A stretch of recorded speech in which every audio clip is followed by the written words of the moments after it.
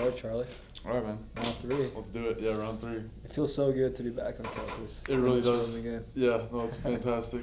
And not everyone's back yet too, so it's just gonna keep getting better. Yeah, it's funny because I feel like every time we do a podcast, I feel like we've really set such a high bar of like how good a podcast can be. But then every time we come back, there's there's 100 new things in life you gotta talk about. Yeah, seriously. So. Cause what was the distance between the first one and the second one? Was that first one 3-4 months? Something? So the first one we did the second week we got back, so in January. Okay, that was January. And then the other one was near the end of the year. It was April. Okay, so about 3 months then. Yeah. So this has been even longer since the last one, right? All summer, man. Yeah, so because it's almost late August now. Yeah. Okay, yeah, so it's been about equal distance between each of them, so that's... Well, I think it's cool how in each stage we grow so much in so many different areas. The way I look at the world has been changing so rapidly. And I feel like it's always been that way, but to a degree it's been faster this year than most years. I think it's because we bounce off each other a lot. I have ideas, you have ideas. Absolutely. And they somehow manifest in such interesting ways. Yeah, and I know we talk about it all the time, but iron sharpens iron. And I firmly believe in that, especially for guys. I know we've talked about this a good bit, but if you have a good group of guys, you're all gonna kind of bounce ideas off each other and just can constantly get better, and I've seen that a lot with our group especially. Mm-hmm. Yeah, it's definitely rare to find it. I know that was always a dream I had back in high school of guys that are straight up, and you can you know each other pretty well. There's a deeper level of connection, and you're kind of aligned in how you look at the world, the way you like to do things, and there's still some level of difference in what you're pursuing, but there's some layer of similarity where you can understand each other, and finding a few group of guys that are just aligned that way, and then growing with them. I feel everyone will see their life transform in so many ways. So I'm glad we were able to build that and find so many. Yeah, 100%. Because we talked about it a little bit at the end of the last year, and I feel we've kind of got that, even though we weren't here at school.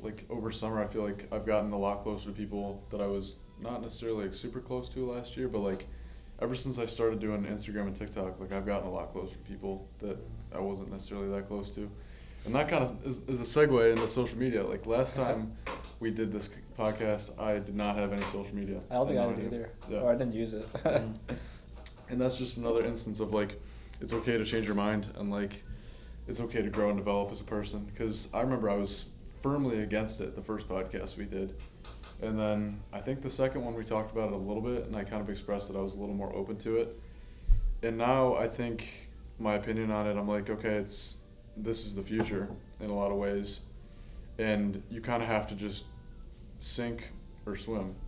And it's the same thing kind of with ChatGPT, in my opinion, is okay, AI is going to be around forever. We're not going to go back now that we're here, right? So you kind of got to just learn to live with it. If you're a business and you don't use AI, you're in big trouble now. Mm-hmm. You can't, it doesn't matter if it's immoral to do it, because I hear that every ChatGPT request is half a gallon of water or something like that. Are those climate change activists? Some girl told me that. Yeah, some climate change activist told me that, and I'm okay, it may be true. I'm still gonna give it 100 requests. Where do they find these stats from? I have no idea, but okay, let's say it's true, right? People are still going to use it, Yeah, I mean, there's many other things that are wasting water than ChatGPT. Yeah, exactly. I agree. Dude, I heard the stat the other day. Guess how much water one avocado takes to grow? This is a weird ass. We'll have Teo confirm it now that he's back. Let me guess, how much water for one avocado? Fact check me, bro. I'm gonna say 2 gallons. No, 50. More? 50 gallons for 50 one gallons avocado. for one avocado. Yeah. Oh, screen record. Yeah, start that right now before you search it up. Don't ask me why I was researching how many gallons of water it takes to grow one avocado. I know why, bro. You'd be researching how to beat people in internet arguments. Yeah, seriously. And it works. Wait, so how many... What was I going to say? He'll pull it up in a second. Yeah. Yeah, fact check me, bro. Yeah, we'll get that in a second. But I do agree with you, and I think that it's funny because both of us had this realization about social media over the summer, but I think our reasoning behind it was different at first, but it's kind of, now that we're both on it, we see it firsthand. Because I think for you had it more from the perspective of content creation side of it initially, and obviously getting status through it, but there was more of you saw opportunity in it, and you had a lifting account before, the idea of growing it, and whether that be more access to clients or more access to status, I think you saw that. And I think my initial pull toward getting back on social media was more of like my realization that, you know, for so many years we've been trying to make ourselves different and unique in a way, but that's kind of backfired a little bit. Exactly. And kind of creating a normal front-facing life is also important. And I think being back on social media, posting on social media has been more of like a showcase of like the life I was already living, but more to kind of normalize, like make myself feel more normal on the outside. So 60 gallons. Dude, it's even more. Yeah. It takes approximately 60 gallons of water to grow one avocado. Yeah, so I don't feel too bad about my ChatGPT request, knowing that. Dude, when the white girls find out about this, bro. Yeah, exactly. It's gonna be avocado protest. I'm gonna be like, bro. so what are your thoughts on like growing avocados and stuff? Like, be like, what? Dude, you're gonna see them pull up to Whole Foods with these signs, protest signs. No more avocados. No more avocados. Yeah, wait till they find out about this one. Yeah, it's gonna be a tough one for that. Yeah, I think I was looking at why can't. Oh, I was looking up tariffs, bro. Tariffs? Like why, I was requesting to ChatGPT. I'm like, why can't we just produce everything in the U.S.? Because I was looking up Trump policies or something like that, and I was like, okay, why can't the U.S. function completely by itself? And it's like there are things like agriculture where you need, and then it brought up an example of avocados in Mexico. It's like in Mexico it still takes 50 gallons, right? But in the U.S. it would take even more because we have less land, stuff like that. Like California is like really one of the only places you could grow them, apparently. But yeah, I don't know how I got here on fucking avocados, but yeah, that's interesting because I mean I think with the global market, there's so many different factors that are involved in the production of all these things. Where it's like, okay, for an avocado, you need this environment and that. So I think it's hard to do everything. Like but it's interesting, man. So no, absolutely, and that brings me to something else. Like a couple months ago, I was like the biggest Trump guy. Like I love Trump, right? And I'm not saying I hate him now or anything, but I see a few, like, I don't know, maybe faults you could say, in leadership. Not necessarily in terms of like his policies, but one thing that really stuck out to me was his debate performance against Kamala the first time. I know that was a long ass time ago, but still, like, I remember that. It just sticks in my mind because bro got so flustered over her saying like his crowd sizes are small. I'm like, bro, it just doesn't matter. Like, just ignore it. You know what I mean? But I don't know, I get that too. Like if someone was saying like, oh, you have a shitty physique or something like that, I'd probably take it personally too. And he probably takes that, like, he probably values his crowd sizes a lot, right? So. Yeah. I mean, the whole thing with I mean, I've never been huge into politics, and we were talking about it on the first podcast too, right? And I think during this election cycle, I was kind of pulled into it because I was so interested by like what's happening, why is everyone yelling at each other, right? And it was interesting to be a part of it. And you know, now of like over the last 4 months, I've like shifted away from it again, just because like I'm back at home, like I've like stopped watching the news. But I mean, I think now that I'm here, it's like it's fun to talk about these things because it's fun to kind of explore, like, for sure, because they do have an impact on our day-to-day life, right? And I think that, you know, I personally have not been reading about what he's been doing recently, but I've heard all these stories from people saying that at least a lot of my friends who even voted for Trump, I mean, they still like agree that it was a better option at the time. For sure.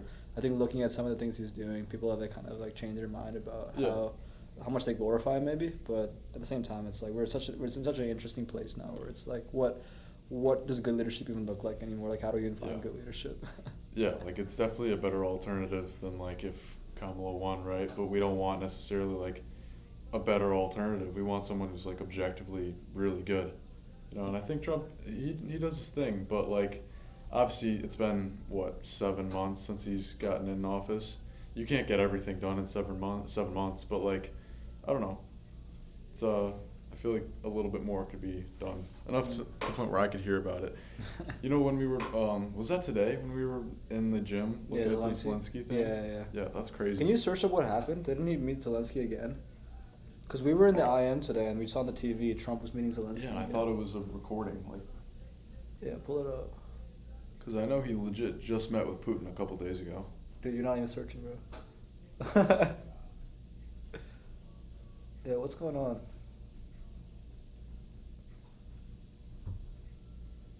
After warehouse talks. Yeah, so what's happening? Are they reaching? Idea. Are they getting closer to something, or security guarantees for Ukraine to be worked out within the next 10 days? Said Zelensky after meeting Trump. Bro, what is this? Ad blocker. Okay, what do you know about it, too? Interesting. Do you follow news? All smoke but no fire as Zelensky emerges unbruised off the Trump. Look at that photo, bro. Why are they looking like that, bro? That's intimate, bro. And why is Zelensky wearing his bum-ass fit again? Like, bro, swear, he pulls up in, like, a sweatsuit each time. It's, like, all black. It's so funny. Ukrainian president faced a less combative U.S. leader who was busy exaggerating his exploits as global peacemaker. Anyways, bro, I feel like I should not be talking about politics. This is the first political article I'm reading in like 3 months, bro. I don't know shit. I love how orange Trump looks there, bro. It's hilarious. He's getting more orange by the day, bro. Yeah, man.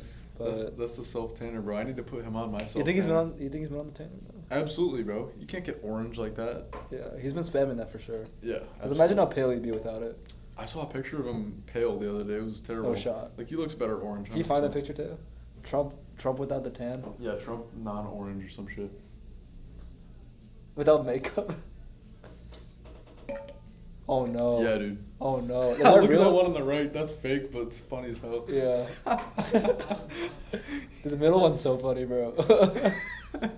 Bro, starts looking like Biden in that one. Dude, it's so good. So the orange is like, it can't be natural, right? Like, you don't think it's... Dude, of course not. Obviously. I never like thought about it in depth, right? I just kind of assumed he had like an interesting skin. Obviously self-tanner. Because it's not around his eyes, right? And like. Yeah, that kind of throws it off. Yeah, that's funny. I mean, objectively, it looks better when he's orange, right? Yes. He's definitely more attractive. He'd go from like a 5 out of 10 to a 7. I'd hit if he's orange, but I don't know about when he's white. Yeah, that's what I've heard from around the block, too. Anyways, so tell me your experience being on social media again. Yeah, so like you said, the reason I joined it was for content creation, and actually, as of today, one of my videos went over 1 million views. Instagram or TikTok? TikTok. Okay. And then I've had one where it hit 1 million. I think 2 or 3 more that hit over like 300,000, something like that. And as of now, I'm at like 1,600 on TikTok, 230 on Instagram. So next time I do this, I'll see where I'm at comparatively. But yeah. So the whole reason I'm doing it is just to like create content, mainly for me, just to kind of document my fitness journey and that sort of thing. And it incentivizes me to really like work hard in the gym because I'm like, okay, I'm going to be posting this. I have to, look like I'm making changes, right? If I'm just staying the same over time, like it's just not it's not legitimizing my brand in a way. Bro's like, fuck it. Bro's like dropping everything. So digging into that bowl. Shit looks good. Yeah. But yeah, mainly, like I said, for content creation and fitness, and mainly next year when I compete in bodybuilding, I want to use it to document that. I feel like that'll be super interesting for me to look back on. Just like the pictures, the videos, because my coach is going to be there with me filming everything. And so if I can have those videos to like show, I don't know, anyone in the future, say my kids, that'd be dope. Yeah, I mean, just the idea of documenting. Yeah. And that's one of the things I love about the podcast too, that it's just like everything is there. Absolutely. But yeah, with your Instagram, it was really interesting for me to watch, right? Because Yep. I remember when you used to make YouTube shorts, you didn't put as much effort into it. You kind of just post, right? And Yep. I can see watching your reels and your TikToks that they're like, you put so much time into mastering the lighting, the humor behind it. Yeah. There's a creativity in that almost. Yeah, right? 100%. Like you can't just go into it and just like post normal stuff. Like if you look at my first videos, it would be like a stupid edit with like a song and a bunch of flashing lights. It's like that's not what will get views. It gets views. Like I've learned a little bit more on what actually gets views now. I'm still perfecting it. Obviously, like I'm not doing the greatest, but getting there definitely. Like I've had a few videos actually pop off. So I was really impressed to see that. Like you showed that. I mean, I think the quality of your videos definitely increased a lot over Yep. the time because, I mean, I was able to see that because I don't go on reels a lot, but when I see that, this feels like a high quality reel from like what I remember they used to be like. Yeah. And I think you show that it's possible. Obviously you need a good physique, but even if you don't, like there's a way you can kind of play around with it to actually start to grow a following. And you've grown. I mean, Instagram's a brutal market, right? But you've been 100%. able to grow it at least to 300 or so followers, right? TikTok did pretty well, but you showed it's possible and people can do it.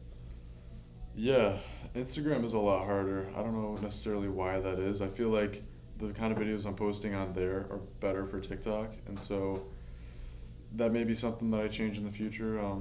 just like getting more personal with it, because I feel like that's kind of what's rewarded, is showing your personality more. I'm not showing too much of my personality. I only have like 1 or 2 videos where I'm actually talking. The rest is like edits. But yeah, TikTok definitely rewards that. Like I've gone pretty crazy on TikTok. I had 0 people following me on TikTok. I told no one to follow me. I didn't connect like my contacts so no one could see that I started one.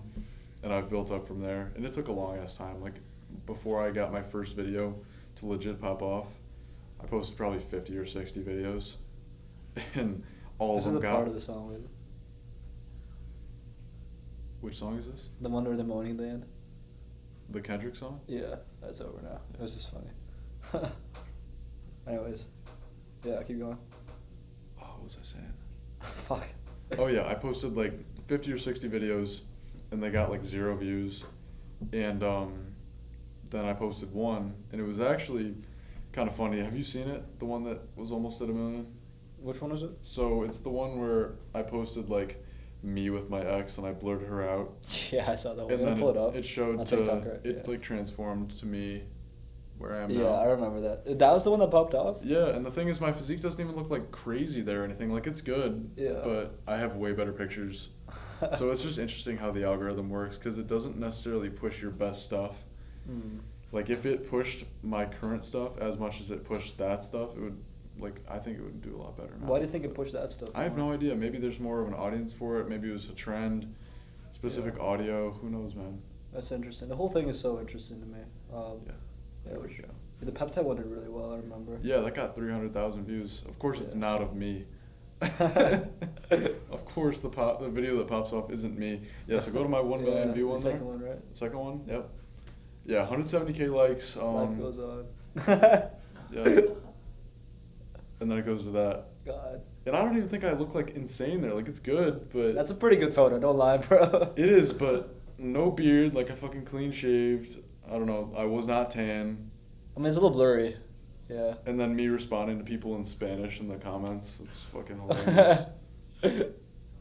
What did he say? And then, dude, the guy who said definition of peak physique and that got 2,300 likes, like, that's pretty validating, I'm not gonna lie. Yeah. I'm sure that feels great. It does feel good, yeah. Absolutely. But yeah, that's crazy. Like, that you can... What does that mean? Yeah, I don't know why I responded in English there. That was interesting. What does that mean? Those people? Men? Men don't know how to miss... Oh, yeah, forget, yeah. Say it again? Guys don't know how to forget. Yeah. What'd the reply say? I don't know why there's so many Spanish people in my comments, but it's interesting. Yeah. Alright, but yeah, that's essentially the TikTok. Go to some of the other videos, like the pinned ones. Yeah, so I had another one which is basically the same post but with a different girl. Yeah, tried a little harder on this one. Because I knew the same thing would pop off. So Yeah, that's a good photo. Yeah, but that physique pic is a little better. Yeah. And then the other one, ending the debate, short biceps. That one, the comments on that one were went so crazy. funny. Me arguing with everyone in the comments, it's hilarious. Dude, there's some like 80 comment chains, bro. Yeah, whatever helps you sleep at night, and then I said I sleep great. Just look at the gains. It's just funny. It's just like rage baiting people. You know what I mean? Yeah. Yeah. So where do you see this going for you, like with your goal? I know you want to document it. That's the primary goal. Yeah, I don't know. It's just fun at this point. Like I genuinely just enjoy it. Yeah, this one's funny. This one's really funny. That's funny. The fuck is that, bro? And then like, is that cancer? And then I said it's the gooning muscle. I'm sure this helped you build your humor too. It's so funny. Yeah, it absolutely has. I've gotten way funnier since I went on TikTok. Yeah. I used to be just like unrelatable, not funny, and now I feel like I've gotten way, way better. Yeah, let's see. Oh yeah, that was me at like 14. It's pretty nuts, man. Where is that? Your bathroom? No, that was at the IM. Okay. In the bathroom there. They have good lighting there. They do, yeah. Especially in the bathroom. Yeah, we gotta get off this. We're gonna keep watching all the shorts for the rest of the podcast. Yeah, we could make this a podcast in itself. Yeah. Anyways, man. Yeah. I mean, yeah, that's like the social media stuff. What's your experience? Would you say?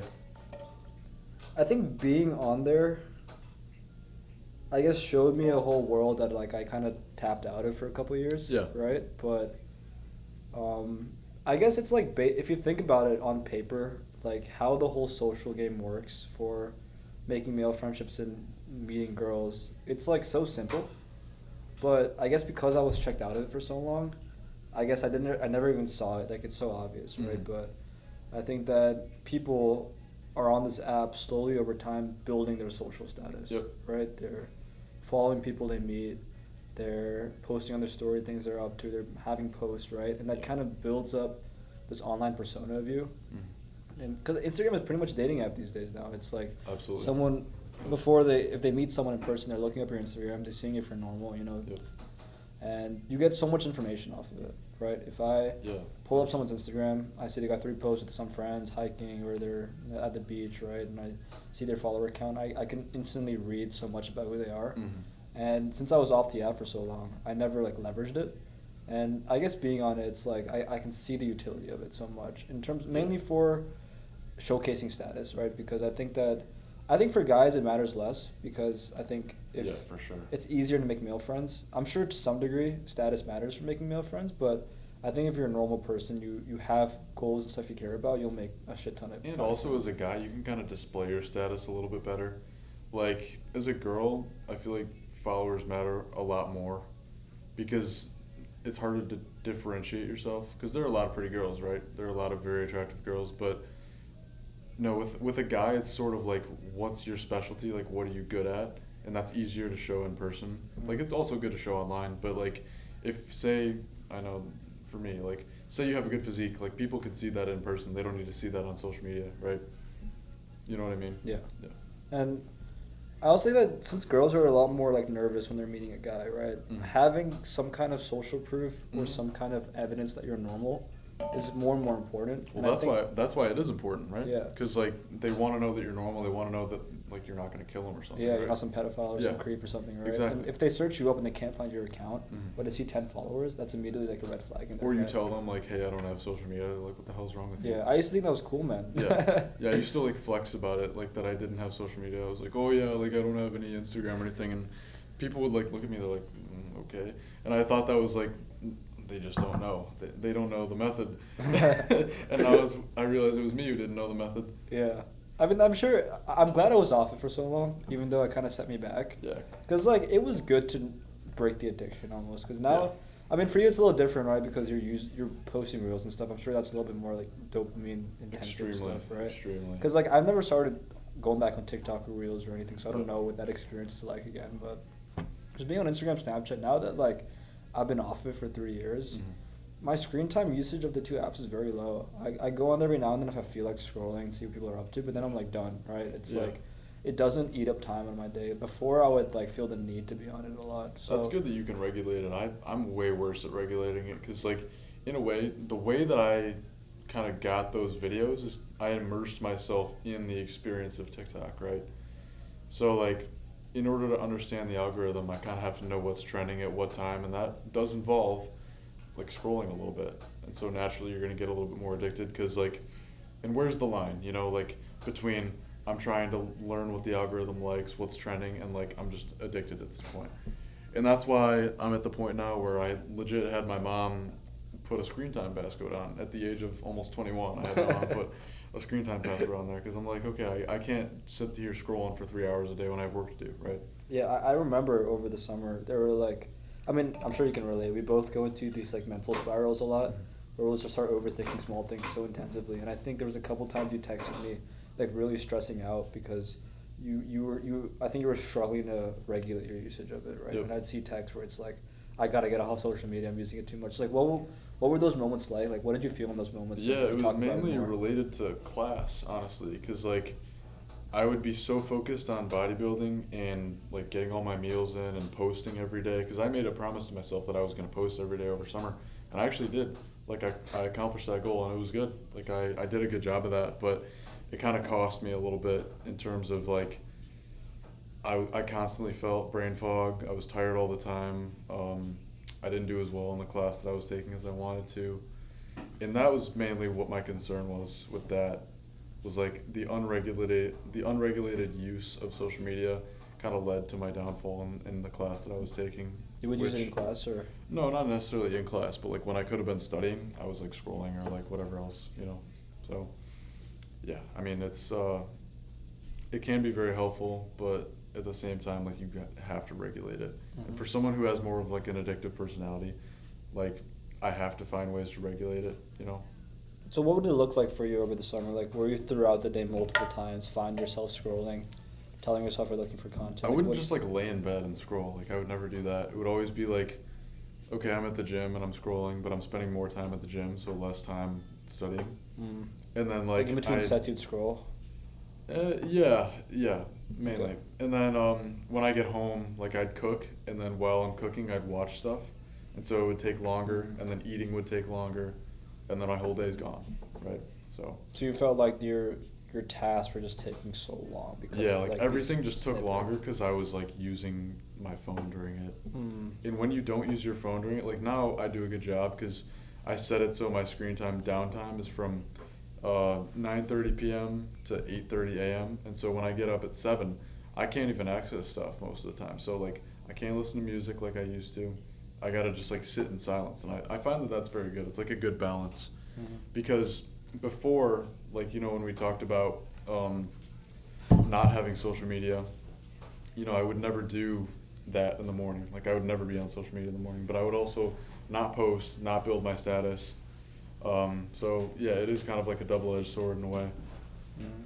No, I think that the strategy of getting your mom to do it is so smart. I've actually had a couple of friends that I know do that because, I mean, sometimes you know yourself so well that you're like, I need like something external. Yeah, 100%. And there's nothing wrong with that, in my opinion, right? Obviously, it's good to build like the inner discipline or strength, obviously, but I mean, and sometimes it's easier to just like, you know, if you really just need to get this habit out of the way. Just for do sure. it, right? And that's kind of what I was debating in my head. I'm like, okay, if I'm gonna have my mom do this, is it because I'm undisciplined? And maybe, but like, I know I'm disciplined in a lot of ways. Like, in the gym, I almost never skip workouts. I haven't had sugar in 8 months.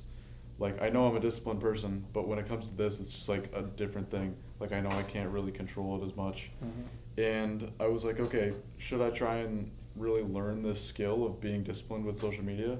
Or is it easier just to like have my mom put a code in there, right? And sometimes it's not worth the effort. Like, sometimes it's eating up so much of your time. Yeah, exactly. Like, it would take me a lot to like get over it, because I don't know, my brain just isn't wired like that. I get addicted to stuff very easily. So yeah, I don't know. It's hard to like unwire that.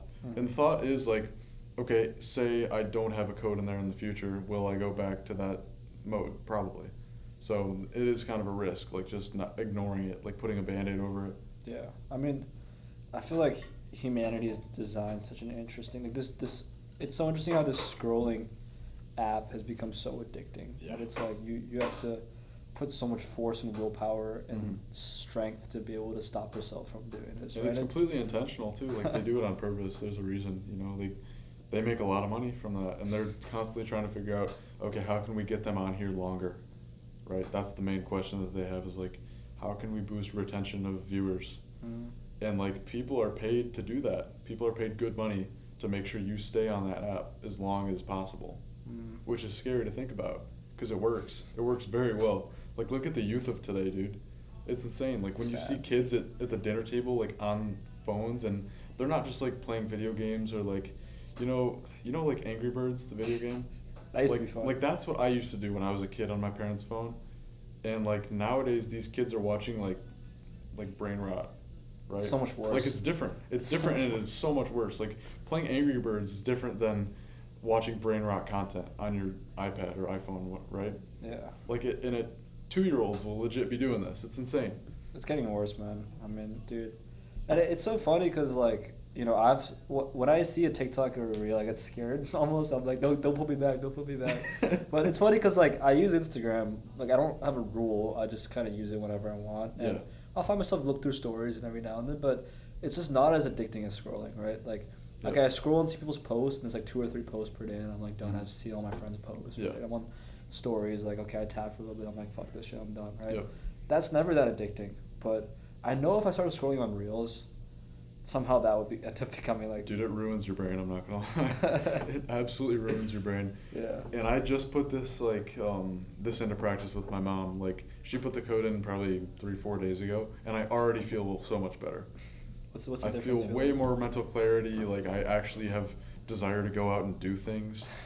Like before, I would not. I would be like, okay, I'm completely fine, just like sitting in my room, like making my meals, going to the gym, and that's it. I was fine doing that. Now I'm like, okay, I gotta go socialize, right? And it's a good timing now, right? I mean, fuck, everyone's moving back tomorrow. That's why I did it mainly. I'm like, okay, I can't just be like messing around. I gotta lock in. It's so interesting, like how that for us is like such a. We always fall back into that routine somehow, right? Maybe 3 years ago it was like that routine, but a bunch of bad habits, and now it's that routine, but a bunch of good habits. We always fall back into like these cycles of, I have my things to do. I'm just gonna sit in my room and do them, right? And, but you know, I feel like going out and being social and being more normal and less regimented has made me a lot happier in life. Right? I mean, there's so much value in routine, and I think you've noticed that this summer because the progress you made this summer is very clear, right? I've you mean in terms of like physical progress? I think physically. I think also your outlook on life as well. I think you've grown a lot, right? Absolutely. And I noticed that because of, you know, your routine has helped a lot in terms of your physique. That's just clear, right? And in terms of building your TikTok and Instagram. But for me, it's like I even struggle to go back in those routines every now and then because I found so much satisfaction in this life of like being more unpredictable. And it's funny because I think I've also grown despite that, right? Yeah. So I feel like the best way is to balance both, right? As we're talking about today, like being able to do both. But, you know, I think people just get stuck in either one or the other, and it's like that's how they have to be. So. Yeah, I've seen that a lot with you. You do a good job of like being in a nice middle ground in terms of like discipline and like routine versus like spontaneity and unpredictability. Like you balance that pretty good, and you didn't necessarily used to. Not that it was bad, but like I feel like you really recognize the value in it now. You know. What did you notice before? Like, do you think that's more recent, or I mean, you probably know me for some time? Yeah, definitely. Like, I feel like, especially last winter when we were first starting to get to know each other, I felt like you were a lot more in a routine, and not necessarily seeing the value in things like the urge. You know, like how we talked about that. You know, and I feel like we apply that to every area of life, not just like going out and talking to random girls, but like guys. You know, I want to go to this random swim party like we did that one time. Just doing anything like random. I feel like there's definitely value in that, and I struggle with that a little bit too. Like, I definitely have periods where I get too, like almost too disciplined, if that makes sense. Too regimented, I'll say. Yeah, but yeah, for sure. With you, I've seen that change a lot. Like you're very good at balancing those two things now. Yeah, it's definitely very recent for me. Like I'm just trying to be aware of it now that that's actually something I'm doing, because I think you're right. Last winter I was pretty regimented. I was going to, my routine was very like set in stone, like morning gym, classes, school, and that's kind of what the cycle I was in, right? And then I'm sure if something messed that up, it would kind of like mentally impact you a little bit. Am I right? It would scare me a little bit. That it's like I'm falling off my routine, right? And then now I feel like that's different. You kind of embrace it a little bit more. I know that it's not going to kill me. Or like I know it's kind of a part of life to go with the flow. And whenever I do start to overthink a lot now, I'll tell you a few times, like every few weeks maybe, or maybe once every month or two, I'll get into the zone where I'll just get really hyper stressed. It'll usually be like nighttime, like 9 or 10 p.m. I'll just get really stressed. And I think my response to that stress is planning. And I'll try to map out, like write down like all the things I'm stressed about, because they'll all kind of come at once. What do you think causes it? I don't know yet. Yeah, fair. But it'll just all come at once. It's usually some event from the day that makes me overthink, or some fear for the future, I think. I think when it's happened over the summer, it was, I guess, me setting an expectation for what I want to achieve this year, and then me wondering if factors in my environment or like reasons that I visually see because of like who I am right now, I'll fail at that. And because of that, I'll get hyper stressed. I'll try to map out the reasons I'm stressed, and I try to plan it. And that's when it gets worse. That's when the cycle starts, because when I start to plan it, it never helps it for some reason, and I try to use ChatGPT to help me, and then it gets worse and worse and worse and worse, and then I have to like step back and realize that like the best things that ever happened to me came when I didn't plan them, and it just kind of happened, and then to kind of just like relax and get out of it. But those cycles happen for me every like month or two, I think. So you're saying it's mainly like fear of the future? Would you say like what the future holds? Yeah, I guess fear of losing control, maybe. That like maybe things are going really well and I'm scared I'll lose that, or maybe things are not going well and I'm scared I won't be able to get to a better position. But it's rare, because like I'll go 90 days having a great time, then one random evening I'm like, fuck. Yeah, well I feel like that's very normal. Like I get like that all the time. especially over summer, I would constantly have days where I'm just like really stressed about stuff, and like I don't know, got over it. What do you think? What were the things that you were mainly stressed about? That's a good question. I think when I was in North Carolina, I talked to you a little bit about that, and this is a prime example of like being thrown off your routine. Like I had a very set routine throughout the summer for the most part, and my mom wanted to go to North Carolina with her family, and I really didn't want to go, just because fear of being out of my routine. And honestly, it got me out of my routine, and it kind of ruined it, and I kind of regret how I acted on the vacation. I was like very distant, voice crack, very distant, and yeah, like I didn't spend as much time with the family because I was trying to maintain my routine while I was out of town, and yeah, I didn't do a good job of like being balanced in terms of like structure and spontaneity, like we talked about. Mm-hmm. Yeah. That's interesting. So when was the last time you were as regimented as you were this summer? Because I feel like this summer is like a huge difference from what we were doing in the spring. And one thing I also want to mention that I noticed in you in the spring was like, I think that you always lean toward routine even in the spring, but then I think you'd become aware of it later and then change your mind. Because I noticed that a few times where I'd invite you to come with us. I think to Mama Sato I invited you to come with us, or I invited you to come with us to Burns Park. And I remember your first response was always, wait, no, I have something going on. Yeah.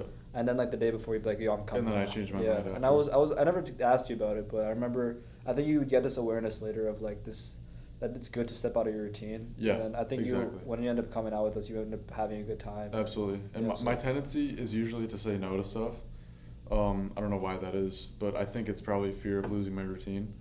And then, like you said, I'll change my mind and be like, okay, that's probably fine if I just do that. Yeah. No, there's always a good feeling. I'm like, oh, he changed his mind. He's coming. Yeah. Let's go. No, I like to just, like my mom told me in high school, she's like, whenever you get invited to something, like try your best to say yes to it. And I think that's pretty good advice for the most part, unless you're like going out every night, obviously. But like if it's going to the park with your friends and the alternative is laying in bed or something, like you should obviously go with your friends. So yeah. I mean, it's hard for a lot of people. I mean, there's even like for you, it's a good routine, but a lot of people are stuck in like these bad routines too. Mm-hmm. Like the energy and work of actually going out and doing some things a lot. Yeah, it's hard. Inaction is a lot easier than action in most cases. 100%. Yeah. I'm curious. Like I think when we talked at the gym, you were saying that, I mean, obviously you're gonna come on and be social with us, but you're not prioritizing it as much as like your bodybuilding, your routine, because you're saying that's bringing you a lot of fulfillment in life right now, and I guess the social pillar is not as like prioritized right now. So what is your vision for this year? Like what do you want out of this year? Yeah, so that's a good question. My main focus right now is, like you said, bodybuilding. I've invested damn near $10,000 in bodybuilding like in this year. And that's coaching, my competition fees, doesn't even include food or gym membership. But yeah, I spent a lot of money on this, so it's like my whole life. It's what I eat, sleep, and breathe. So yeah, the goal is just to like develop as aesthetic of a physique as possible in terms of men's physique standards, because that's the like federation or division that I'm competing in is men's physique. And so yeah, I'm trying to win my pro card. That's the goal, which is going to be really hard because I'm going to be going against guys who've been doing it for a long time. And so I'll be 21 when I compete, almost 22, but there are guys who've been doing it for, I don't know, over 10 years, well over 10 years. There are going to be guys in their 30s, 40s that I'm going to be competing against. It's going to be hard. Wow. It's going to be really hard. But my job over the next few months, so it's currently August. I compete next June. I'm going to probably start cutting in March of next year. So that gives me, 7 months to put on mass. It's not that much time, like to put on legit mass, 7 months, like to make noticeable changes to your physique. So I'm doing everything I can right now to build as much mass as I can without putting on too much fat. So everything's optimized, supplements, diet, training, like my coach dials all this in and I collaborate with him, and it's a lot of work, man. It's absolutely a ton of work.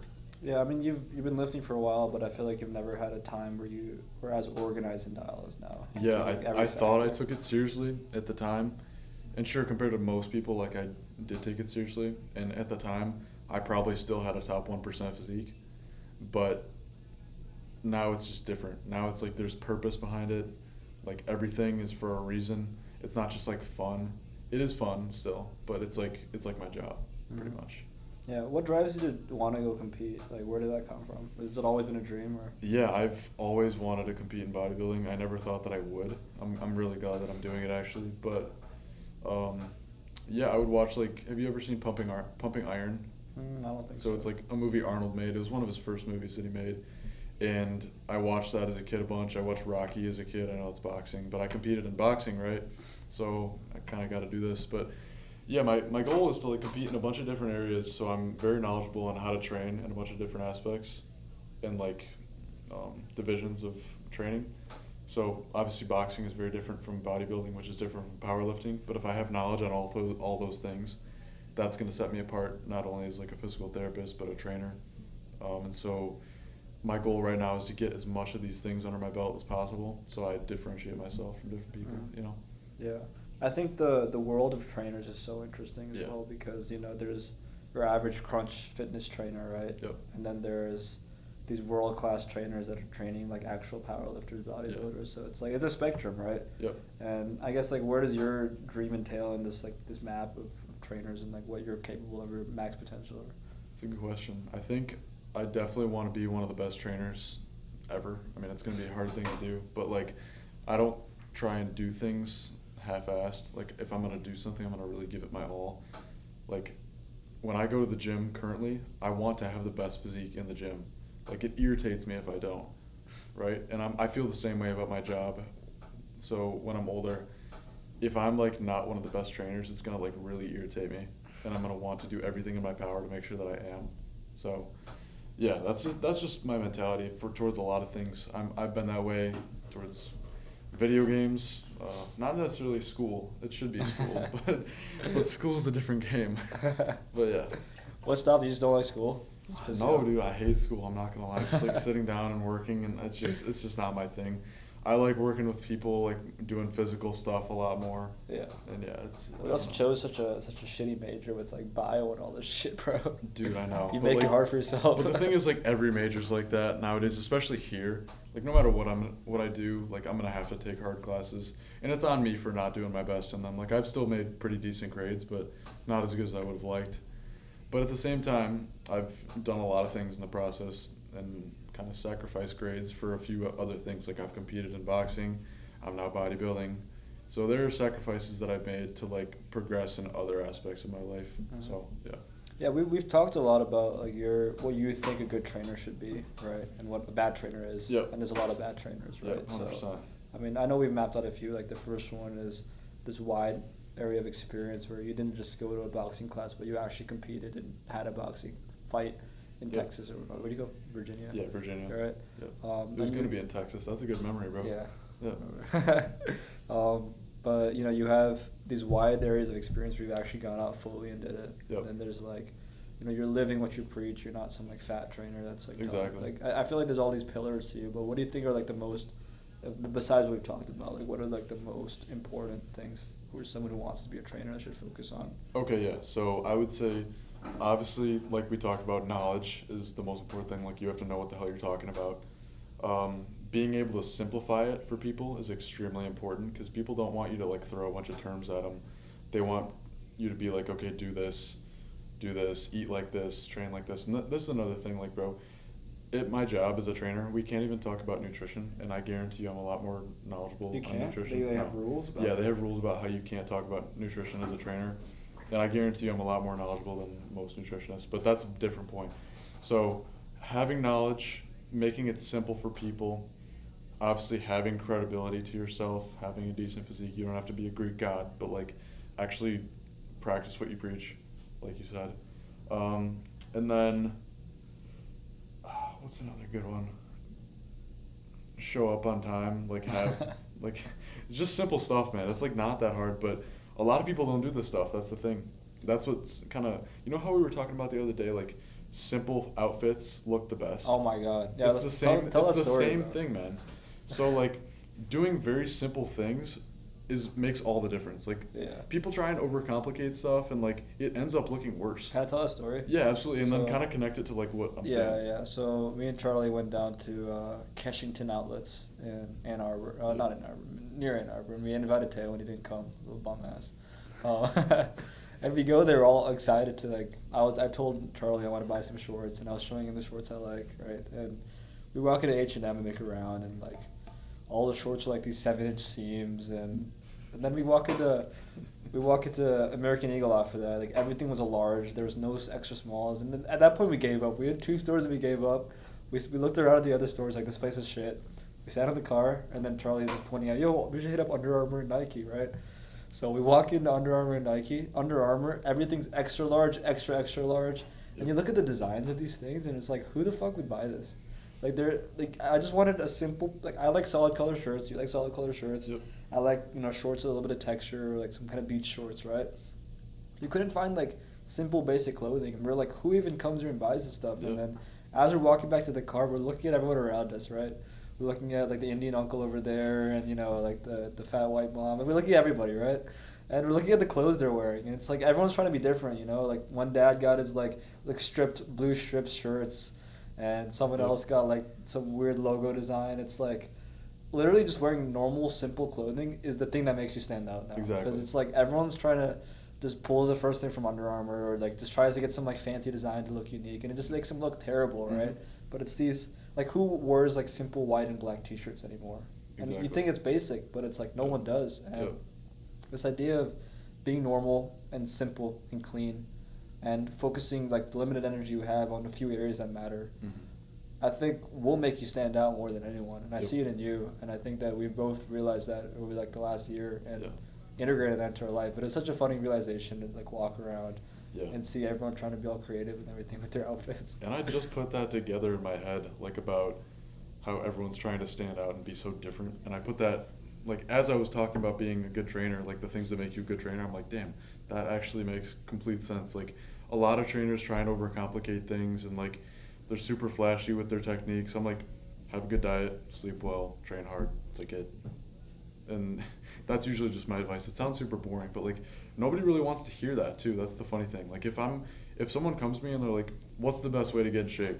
I'm like, dude, you gotta have consistent, good sleep. Like ideally, like tracking your sleep qualities. I recommend that. Good diet, high protein. I forgot which organization it is, but like some organization that kind of governs the health in the United States, it recommends like grown men have like 50 grams of protein a day. 50 grams? I shit you not, bro. It has. Is it HHS? Yeah, look this up, bro. Like, what is the recommended amount of protein for like a grown man? It's insane. It says like 50 or something like that. No shot. It's a joke, man.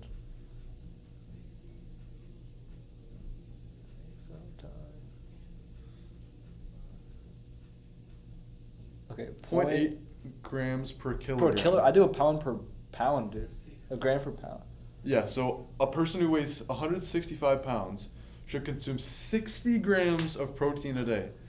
That is terrible, bro. But are you saying just for muscle or just for general like fitness? Just normal people. But still, bro, that is not nearly enough. Like, just out of curiosity, like, what are the other benefits of protein besides like muscle, just like for your body? Yeah, so they govern a bunch of cell activities. They make up a bunch of different like membranes in your cell. Like they transport all sorts of shit. I learned about this in bio. That's how I know about it. But like they do so many different things. Yeah. That's why everyone's so fat. They're just eating like 50 grams of protein, all carbs. Because the thing is, you're gonna feel hungry, right? So if you're eating 50 grams of protein, you're probably eating 100 grams of shit. Protein is extremely satiating too. Yeah. Like it makes you feel really full. But what does it say? Too much protein is bad for the kidneys, but 100 grams of protein a day is generally safe. You want to know how much protein I eat per day? I'm scared. 240 grams. I've hit that a couple times. And that's like a minimum that I have, 240, bro. I'm sure when they say too much, like it's got to be more. It's got to be a significant amount. Yeah, it's like, dude, you're not gonna hurt yourself by having 100 grams of protein a day. This is just like complete nonsense. Yeah. It's like, and even in my nutrition class that I took here at U of M, they said the same shit. They're like, oh yeah, like 0.8 grams per kilogram. It's like, not if you're... Who made that stat, bro? Not if you're a bodybuilder, like you're trying to be in shape. Well, I think one thing that people don't understand is that obviously too much of anything is a bad thing, right? But you have to see not that what is the ideal perfect scenario. Yep. That, okay, maybe the ideal perfect scenario is not 100 grams of protein. Maybe it's some other diet, right? Yep. But in reality, if you're not eating that much protein, you're still a human being with emotions, and you're the diet you end up having will be 10 times worse than whatever problem you're having with your kidney, 100%. Right? So it's like unless you're having like this perfect diet that's proven, but the thing is like you eat 50 grams of protein and you eat like cake or something, right? Or you eat a lot of bread. I have an example of that. It's like people who say like creatine's bad for you or something like that, but then they drink alcohol. It's like the same thing. It's like, dude, shut the hell up. Protein powder's bad for you, but then then they like smoke weed and stuff. What's the thing, bro? There's like an 80-20 here, bro. Come on. Yeah, it's like, come on. Unbelievable. I can't stand that level of hypocrisy. And that's the realization I've had about being super OD about everything, like seed oils and stuff. Because like I remember I was at Chipotle with my family because we were driving back from like upstate New York to Jersey, right? Mm-hmm. And we're about to start a late night driving. We just got to get Chipotle. It was the only thing that was open, right? And we're sitting there. I'm thinking about seed oils. I'm like, fuck, I ate a lot of seed oils this week. I got back with Chipotle. This week was pretty bad, bro. I had 2 Chipotle bowls today. I had a Chipotle bowl every single day this week. I wish what you did last year. That's crazy. But yeah, I remember I was looking at my dad, right? And I mean, he's pretty healthy. Like I think it's pretty rare, like how healthy he is for his age, right? So I look up to him a lot in that way. Yep. And I was thinking about, like, he does a lot of things that are good, right? He's never drank alcohol in his life. He's never smoked weed or done any kind of drug, right? He eats pretty clean. Like, he doesn't eat shit. He doesn't drink soda. He doesn't do anything bad, right?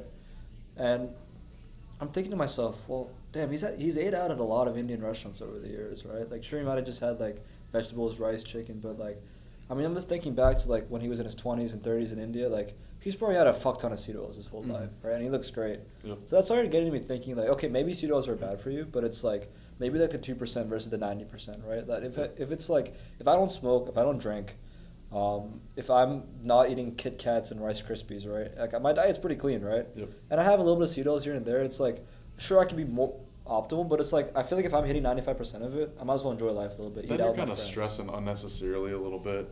That's the same thing we're talking about with protein. Like, bro, I'm not gonna hurt myself if I'm having 240 grams of protein a day, but if I'm like drinking a shit ton of beer like all the time, yeah, I'm gonna hurt myself. So just like you said, 80-20 rule, you know.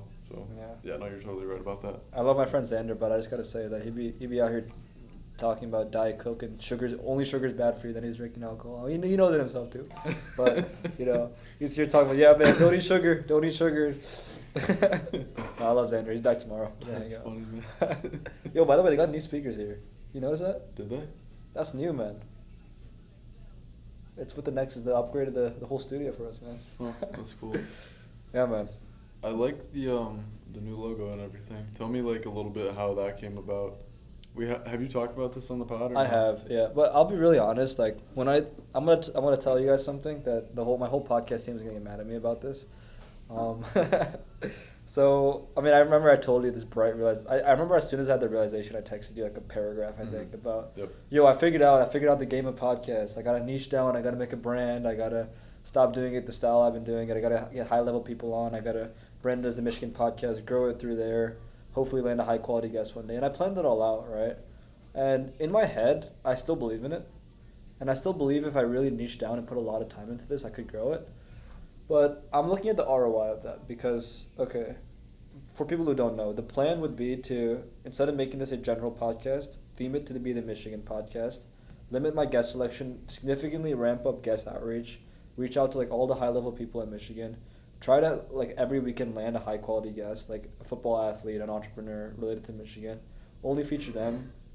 And then because of that, I'm building an audience around, like, people at Michigan or people connected to Michigan. Grow from there, and then hope that through that growth, with, like, a decent audience, land a high-level Michigan guest like Tom Brady, Mike Israeliti, right? And then keep landing them. That's, like, the strategy to grow, right? It could work, but I'm also, like, realizing that I have, like, limited energy to give.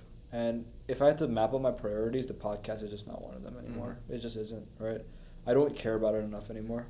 And I don't feel bad about that because I've been doing it for 2 years, and I'm really proud of what I've built.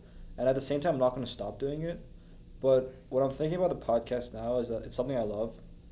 It's given me a lot. I think it's helped me build amazing friendships and connections. Like, I mean, I feel like I wouldn't have been as close to both of you if it wasn't for the podcast. And I didn't even feature Taylor on the podcast. It was just him popping out to every podcast. He's coming on, don't worry. He's coming.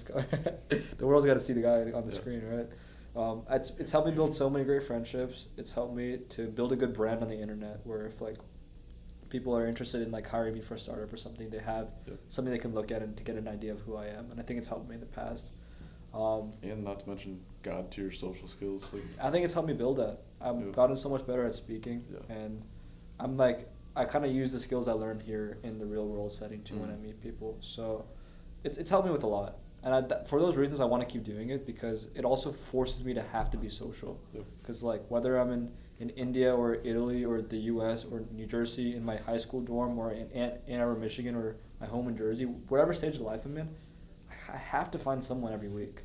And that's hard because sometimes I go through phases where I'm not meeting anybody. That's the toughest part about it. But for 2 years, in October it's going to be 2 years where I have not missed a week. And I think that to me is a moment of pride, but it's also that it forces me to get out there more, even in weaker moments, right? So I think because of what it's given to me, I don't see myself ever stopping it. I'm always going to do one a week, I think, for the rest of my life. But I'm going to also ramp down the amount of time I invest into it. Like the only time I want to invest into it is the one podcast I'm filming that week, editing it, releasing it, and then 20 to 30 minutes of like interacting with my team to make sure the shorts are posted and everything.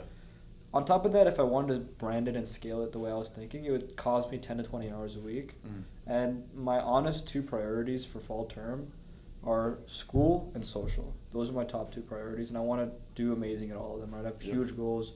I want to have perfect grades, and I want to be extremely social, meet a ton of guys, meet a ton of girls, and be doing things every weekend. At least 2 to 3 events every weekend is my goal. Whether that's going out or going to a hot tub or playing spike ball, I want like 2 to 3 events per week. That's my goal.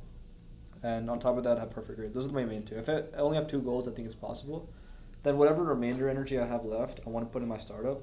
But it's going to be like toned down a little bit, where it's like I might do 1 work block a week on my startup. But any energy I have left is going into that because I actually believe that it could be successful. And I'm going to build a team around it so that I think over breaks I'll do like more sprints, or like over winter break I have 3 weeks. I'm going to get as much done as I can in 3 weeks. But then like during the school year, if I build a team of like 1 to 3 people, then we can kind of split up the work up a little bit so I can get away with like 1 work block a week, right? But then on top of that, the podcast is underneath that. So it's like, okay, if I just do 1 podcast a week, max it'll ever take me is 5 to 7 hours a week of work. That's like nothing, right? So because of that, I just don't see the point anymore of like going all in. Because it's like, I don't even, first, it would ruin it for me. Like, I love this. This is more fun to me than talking to, like, someone in a formal setting. Yeah, imagine how stressful it would be to, like, get someone really big on or something, or, like, some professor. You know, you feel, like, a lot of pressure. Versus this, it's just, like, fun. This is more of, like, a passion project. And that's kind of how I feel about, like, posting on social media and stuff, too. It's like, okay, there's a very small chance that it goes, like, anywhere. And I'm accepting that. Like, it's fun for me. That's the only reason I really do it now. Like, I'm not trying to become a millionaire because of social media. It's like, I just genuinely enjoy it. It's the same thing for you, I feel. I think so. I think we've come to the same place because here's the thing. It's given us both a lot, right? Sure. So the idea of ruining it for us in hopes that it'll help grow it, I just think it's useless. Yeah, I feel like for me, it's definitely made me, like, more relatable and funny, like we were talking about. And that's a big thing that I needed, like, is relatability. And I feel like I've gotten way better. Like, if you look at the first podcast versus now, I feel like you can just tell. You know? Yeah. I think so, for both of us. Because I feel like if anyone were to watch that podcast, they'd be like, who are these 2 motherfuckers? Right? And I think they'd probably still feel that way. Maybe, yeah, but like they have a better idea of who we actually are based on like how articulate we are and stuff. So. Yeah. I mean, I think that in this conversation, we're really going deep into like how we think about the world, which most people probably wouldn't relate to, right? But I think what the difference now is that when we interact with other people, it's like that's not our front-facing self anymore. It's like we understand how to kind of blend into social settings and kind of throw out like aspects of our personalities for the uniqueness, but kind of front-facing with relatability and normality. Yeah, it's interesting you talk about that because like I want to relate this to what exactly? So like looking better in general is kind of what I want to relate it to. So I've done a shit ton of like reading and exploring. We were looking at it before the first podcast, like how chopped I was, like how. Can you pull that up, Teo? Yeah, you want to see? I think I already have the tab open. It's fucking insane. It's so funny. Side by side comparison of Charlie. It's so funny. What, 6 months ago in January? Look at me, bro. Yeah, what was I saying just now? Like, oh yeah, like looking better. I mean, yeah, dude. So look at me right there. Turn the CC off real quick. Like his face is so much more like fatter. Yeah, and like my physique is similar in terms of leanness, but like way fatter looking. It's insane. And I've done a shit ton of stuff. And that's what I was kind of relating it to, is like gatekeeping a little bit in terms of normal people. Like, because if like you can't go out and tell everyone exactly what you do, because it looks weird. Like, we've talked about this a little bit, but yeah, it's been a journey, man. We can definitely go into this a little bit if you want. Plenty of time. I mean, one thing on the last point you mentioned, like, I feel like it's not so much gatekeeping, because it's not like a mystery, right? That if they find out what I do, they'll hop on it. It's like, I feel like you could tell everyone what you do and they still wouldn't do it because of how hard it is, right? And the time. Yeah. But I guess the reason we don't tell other people is it comes off as insecure. You also look extremely like neurodivergent. like you look weird as hell. Yeah. It's also like you want to give off the effect that this is just natural. Like, I didn't try that hard. Exactly. Right? I don't want to like come off like, oh, I've worked so hard for my physique. I want to be, especially for girls. Like, you don't want to tell a girl how much like effort you put into everything, because it looks like, why the hell does he have to put in so much work? Is he like naturally weird or what? Yeah. You know. They start to wonder that it's like, okay, wait, who was he before he did all that? Yeah, right? Like, are my kids gonna naturally be like skinny? Like, shit. And if you're a girl and you have my kids eventually, yes, they will be naturally skinny as fuck. They're gonna be short. They're gonna be skinny and all sorts of shit, man. Yeah, I'm gonna tell them about all the height boosting shoes and everything. Exactly. Yeah, we're gonna give them the methods. Don't worry. Yeah. We'll give them exactly. I still haven't ordered my height boosting shoes yet, man. Wait, you got them? I haven't. Oh. Yeah, do I expose myself on the internet? I guess I already have. I'll cut that out. We can't review. That's the one thing we gotta gatekeep. Yeah, I gatekeep the shit out of that, bro. It's hilarious. Okay, pull up like the 12-inch boots, bro. It makes a big difference, though. I'm not gonna lie. It makes a fucking big difference. All right, let's film a secret. 12-inch boots. 12-inch boots. These are the move, bro. Yeah. Walking the skis with that. Rock these at the bar. Yo, I found out. Those ones on the right. Yeah, that's the one. That's the one. Yes, dude. I found out that John's been like sneaking down his pants every day. Yeah, exactly. Dude, he's actually like 5'4", bro. But yeah, there's shit like that, and I'm telling you, there's so much stuff like that I've gatekept, and I still gatekeep. Yeah, you should. You gotta you gotta give me new things every month. To this day, man. To this day, I gatekeep stuff. But, like, that's why when you pull up that picture, like, there's so much of a difference. You know, it's funny. I think it's so important too, because like, I mean, it sucks, but like your physical appearance matters, right? And everything, because the way I think about it is like, you know the number of guys that say it's all personality, right?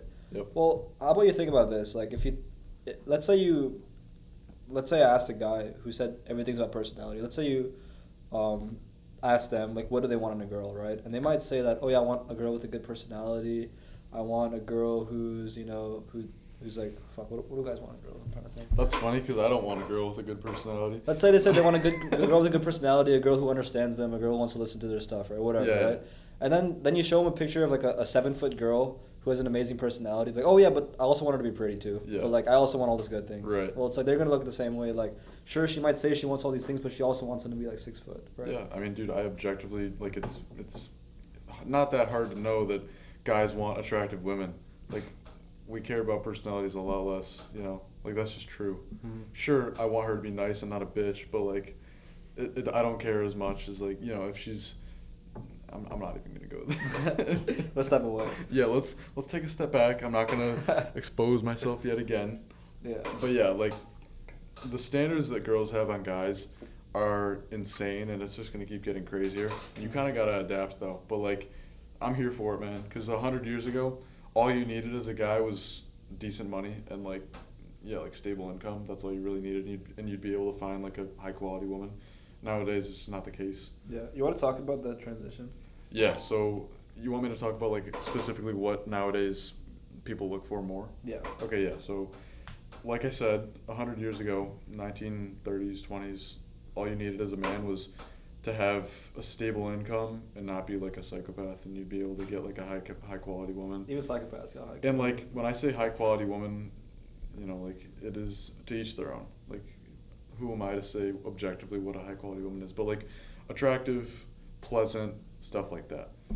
Nowadays, it's a lot more complicated, and this isn't me being a fucking incel. It's like, because I get girls, like, I just do. It's just true. I'm just telling you, I'm spitting knowledge. Like, what you need is to look good, to have money, social status, obviously not be weird. You have to be neurotypical in a lot of ways, which is like just be normal. ideally be pretty tall. Like that's do your best. It's just true. Like, but like, if you're not given something, I think that it's extremely important to like just accept yourself for the way you are. And like, I know that sounds cliche as fuck, but it's just true. Like, I'm 5'8", and like I'm becoming the best 5'8" that I can be, right? And it's the same thing for everyone. Like, you know what I mean? Yeah. Yeah, like that's so, just. I mean, I think I agree with that, and I think everyone's noticed that transition too. But Yeah. you want to talk more to like why that happened, like why in the past could a man just have money, and that money was just a status for the time, Yeah, versus man. now it's like It's super money interesting. is no longer seen as status anymore. Okay, yeah. So the reason that money isn't as valuable nowadays, and it's still very valuable, like you still have to have money, like, but you have to have a lot of more things too. The reason is because women back in the day, they couldn't make their own money, and so they'd have to rely on a man for it. And nowadays that they can make their own money, it isn't as valuable to them, right? So if they can go out and make $400,000 a year, that wasn't even an option 100 years ago. Now it is. And you know, there's good and bad things about that, because it makes them typically like more masculine in a lot of cases, and that's just true. It's been proven. But also at the same time, it gives them a degree of like sovereignty and agency over their own life, which I also think is a good thing. And in my ideal world, I think a man would make all the money and a woman wouldn't. But the issue with that is that guys abuse power, right? And they'll be like, "Get me a beer, woman." Like I don't think that's okay by any means. So in my future relationship, I hope to make most of the money, and I hope to actually be a good man and not abuse power, because I think that's when it functions best, is when both genders are contributing equally, but in different ways. And this isn't on some sexist shit. It's just like how I view the world, you know? Mm-hmm. Like, I think both genders are equally as valuable, but they do different things. And like, I do believe that men are generally better at like getting resources, and in the modern world, that is money. And that's kind of changing. Like, obviously, I think there can be good female doctors, there could be good female lawyers, all that stuff, but like, I don't necessarily think that's the best outcome for them. And my mom's a prime example of this. Like, we've talked about this a little bit. She tells me constantly how she regrets like going so far in the work world, because she didn't get to spend as much time with me and my brother. And that's a trade-off that a lot of women have to take if they go that route. So relating this back to what we were talking about, like, nowadays that they can make money, they don't value money as much in men. They still do. Like, obviously girls still want men to make a good amount of money, because they don't want to carry some dude, right? Like, they don't want some guy to make no money and them to hold them up. That's okay for guys. Like, if a girl didn't make very much money, but she was still a good woman, I'd be totally fine with that, right? I'm sure you would too. Yeah. But that's really not the case for women. Like, they usually want men to make more money than them. I mean, I'm sure we could pull up stats on this, but like, we don't need to. But yeah, in a lot of ways, women want men to be better than them. Like, they want them to be taller than them and make more money. They subconsciously think that they want men to be smarter than them in a lot of ways, because no girl wants to be smarter than their man, realistically, right? And so these older like gender norms and like dynamics of the man being better in some ways are still kind of being perpetuated, but in different ways, if that makes sense. That's where the whole picture of like status and looks and all Yeah, that is playing exactly. out. Yeah. Like, because it used to be just what was valued by society in men is like how much money you make. That used to be the only thing that really mattered. Now it's like looks, status, money, height, confidence, humor, all these things. So there's so many different factors that go into it. But the beauty is that a lot of those things that I just listed, you can change. Yeah, you can work on improving them. And since most people don't have them, you stand out immediately when you build them.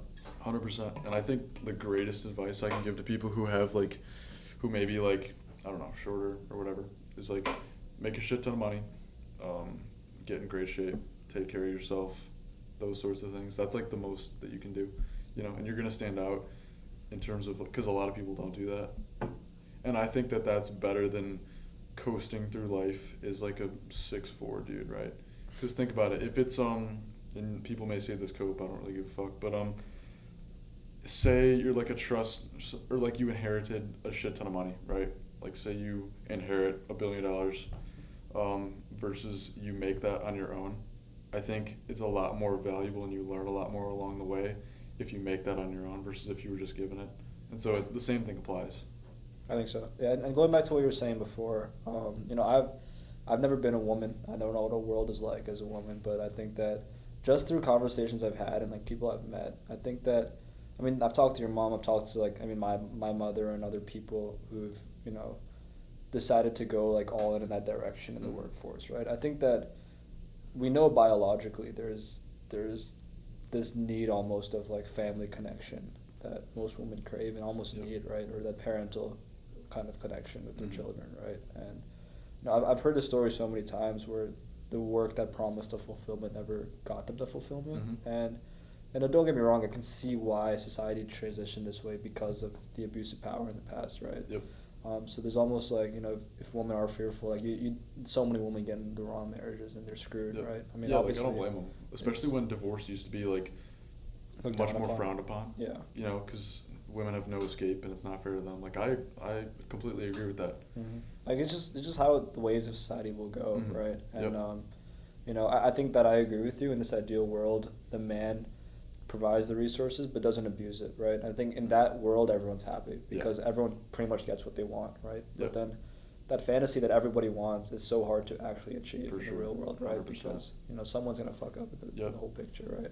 But I think that going back to where society is moving, I think that, I've seen it visually. Like I've seen like family relatives, and I've seen so many guys that are older that are still in that mindset, that conservative mindset of that just money is what I need, just stacking resources, right? And then they'll pull a girl who's like decently attractive, who's been ran through her whole life, right? And then like I've seen it with my own eyes, and it's just hilarious, man, right?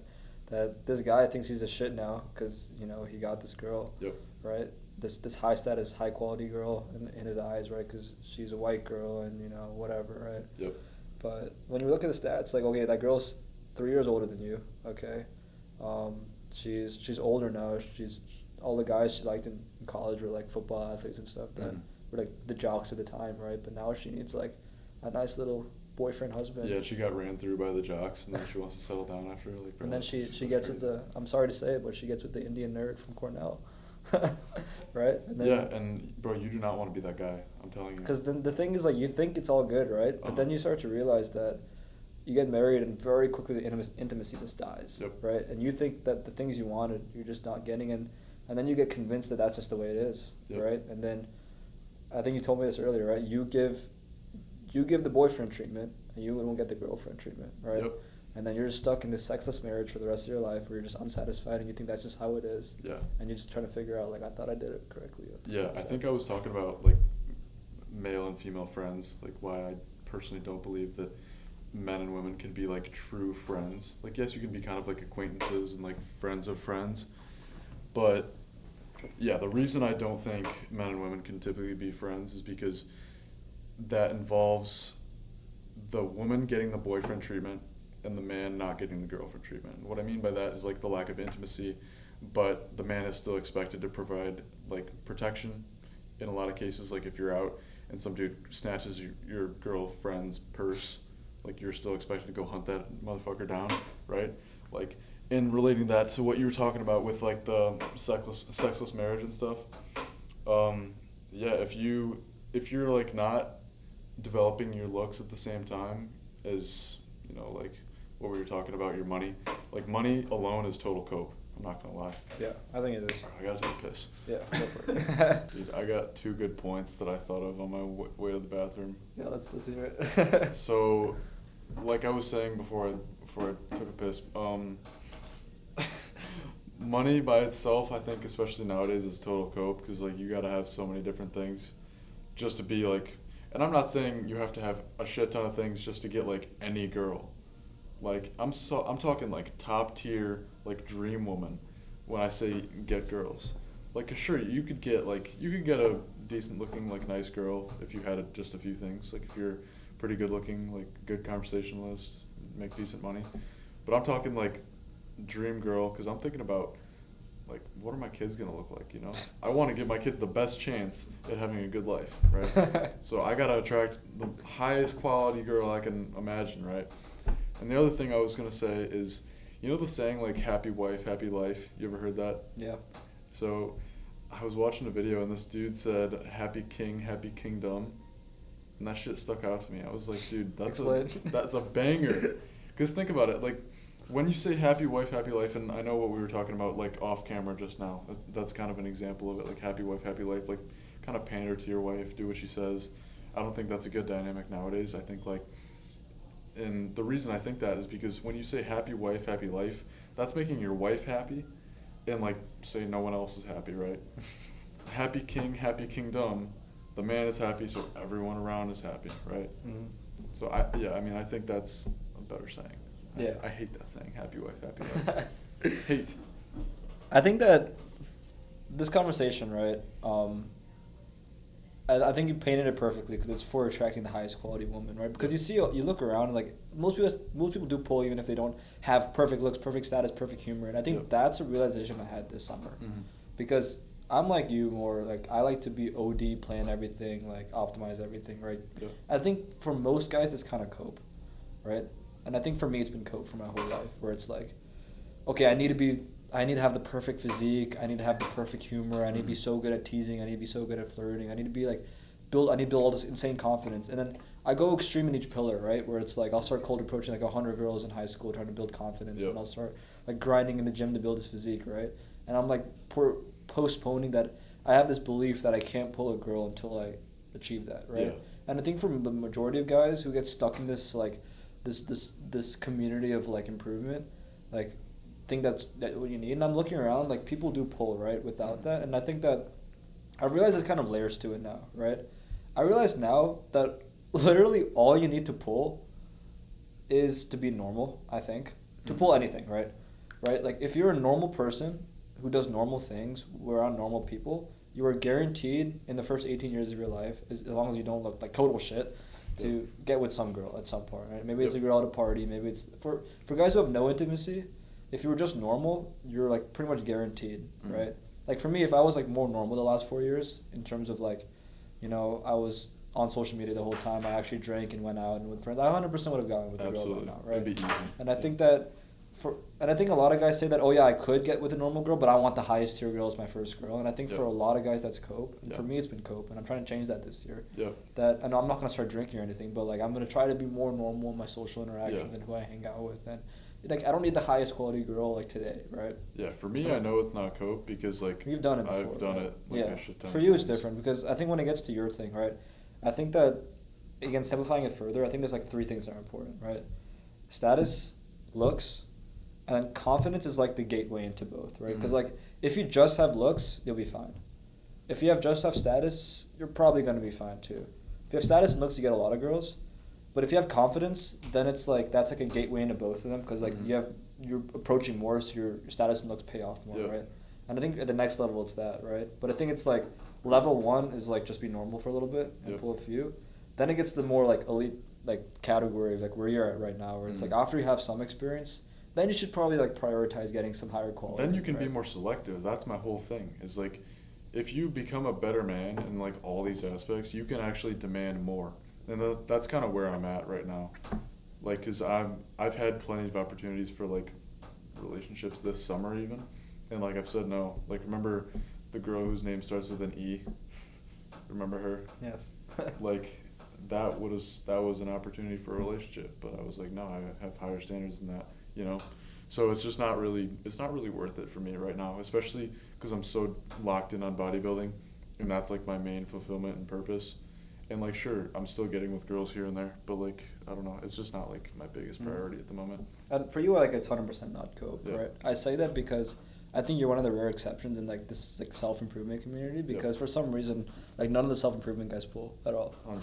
Yeah, absolutely. You know, so, and it makes sense to me why now. Right. Yeah. And it's, like, so obvious, but it's like I've just never thought about it. Yeah. Or they may pull and they're, like, not attractive girls. And, like, I know I've pulled attractive girls, like, objectively. Yeah. But also, like, I haven't pulled attractive and high quality girls, so that's the next goal. That's why I know I need to wait out for that, you know, and still continue getting experience until then. Like, I'm not gonna be just living in my room. You know, so like I said, I'm going to be going out with you guys when I'm 21. I'm going to go to the bar. Don't have a fake currently, so we're just getting the legit ID. When you say high quality, not objectively standard, but for you at least, like what does that mean? Okay, so I can dive into this actually. So I'm going to talk about objectively too, but I'm going to talk about for me. So what I think most guys should want in a girl, assuming they're like a masculine man, right, is someone who's agreeable, kind, feminine, has a good relationship with their family. Those are very important things, and I could go into each of those things, but that's just to list them off, right? But for me right now, I think what I want is someone who is into health as much as I am. Not everyone is, for like as much as me in terms of guys. Like not every guy is the same way that I am, and so they wouldn't value that as much. I value that a ton. For me to like actually commit to a girl, she has to be extremely healthy. And like I say this because I'm thinking about my future kids, right? Like if she's been vaping and drinking all throughout college, like we don't know what that's going to do to our kids, right?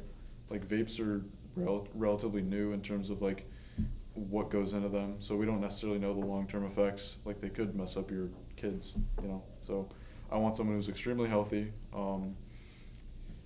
feminine obviously. Like I prefer if they're very like nice and kind, and then like a good family background. I don't come from like a stable family, so I want that in someone else, you know. And I feel like for girls it's a little more important, because if a girl doesn't have like a good stable family with like a father, like she'll go to do OnlyFans and stuff like that, you know. Like I didn't have the most stable household, and I'm not gonna go do OnlyFans, you know what I mean? It's like in adversity, I think builds men a lot of times, and it kind of ruins women. Not ruins, like that's kind of a weird term, but like makes them a little bit worse. Like, but for guys, Sets up on the wrong path. yeah. So for guys, like, and I think about this in the gym. Like, if you're gonna go train really hard, do MMA, like that's good for you. That's good for your mind. It's good for your discipline. But if a girl goes to do MMA, she's gonna get her ass beat and realize how like men are fucking strong, right? Like that's hard. That's hard for a girl to come to accept. And I'm kind of yapping, but like, yeah, that's what I value mainly. Does that make sense? I agree.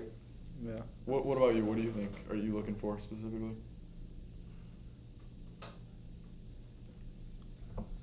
Similar things. I think that with time, as you get experience, you'll start to realize like patterns in people and like what values come out to you, right? Yeah. And I think that if you asked me this question a year ago, I probably would have like listed off all these things I want. But I think I've taken my expectations so low for now, just because like I guess I'm in this mindset of just like don't limit myself like I did last year, because the entirety of fall term I put these guardrails up. And don't get me wrong, those guardrails come back, right? But you know, I kind of started off on like a little bit of like a backseat, you know, like I didn't have the perfect status or looks, right? Yeah. So I had to build both of them, right? And neither did you, right? But over time, I wasn't like always super attractive and short, right? I mean, you can say that doesn't matter. It does matter, right? Yeah. Now, I'm not saying that's going to limit me in the future, but I think it takes a little bit longer now. And I think that I've had most of these realizations recently, so now it's the time to actually build it back up. And, you know, last fall, I had like huge guardrails up about like the kind of people I want to interact with, and like I'd immediately like zone out like I talked to a girl for a few days and just like completely stopped talking to her because like of this reason, that reason, right? And I mean, my dream was just one high quality girlfriend last year, and then slowly that changed throughout the year. And then by the time it started changing at the end of the year when I started talking to you more and starting to realize that like, you know, saying you want a high quality girl when you have limited experiences is cope.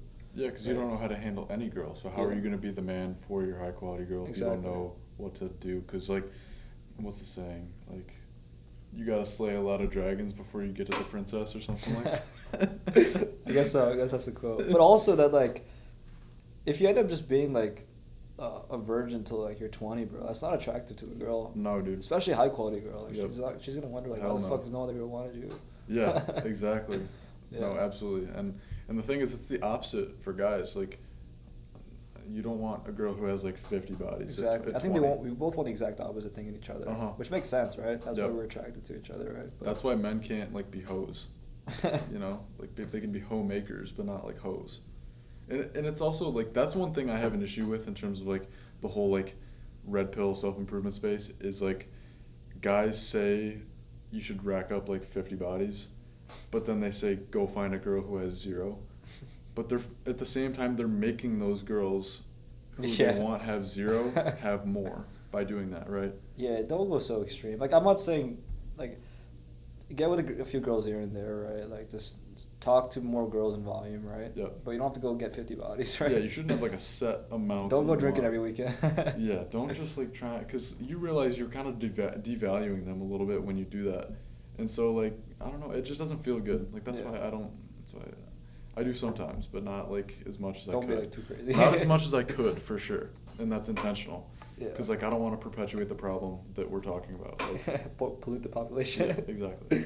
Yeah, but going back, right, like, I think near the end of the year I started to realize that I should be talking to more girls in general, and even, like, talking to girls even if they don't fit all the criteria, right? Yeah. And then I was actually getting better at, like, talking to people every day. We were doing the urge and whatever, and I was approaching, like, every day, and then I got stuck in a loop with one girl for, like, 2 weeks, right? And then at the end of the school year, I'm like, fuck, right? And then I think this summer I've gotten better at teasing girls more, because I look back at every conversation I had last spring, and I look back now, they're all friendly.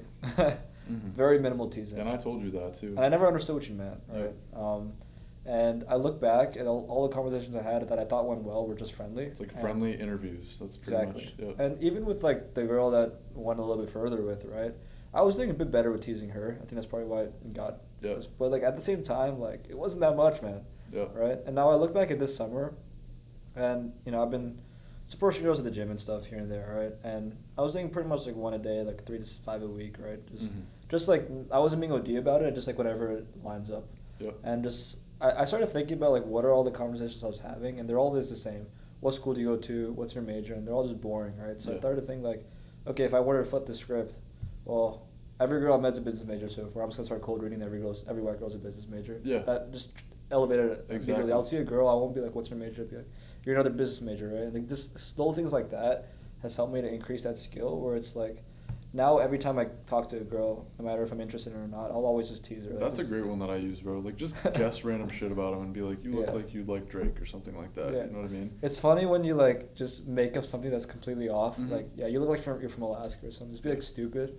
It's They're like, that's weird, but they kind of remember it, you know? Yeah. Like, they're not going to remember the guy who's like, what's your major? Like, what dorm are you in? They're going to remember, like, you look like you enjoy listening to Bad Bunny, or like you, something like that, you know what I mean? It's just like, just stupid shit. Weird shit. Yeah. Sometimes I'll just guess a random state like Connecticut, and I'm just right sometimes. Yeah. People just give off Connecticut. Like that guy today, right? I mean, this is a guy, but the guy I was like with the pec deck fly, I just guessed he was from the right state. I just got on the first try. I was like, damn. Wait, where'd you guess he was from? Connecticut. Okay. That's crazy. Yeah. Anyways, but like just teasing like every little thing, like every major. Every major has a stereotype. You can just tease it, right? What's the saying? Like, girls just want to have fun. Like, it's totally true, man. Yeah. Just like give them a good time.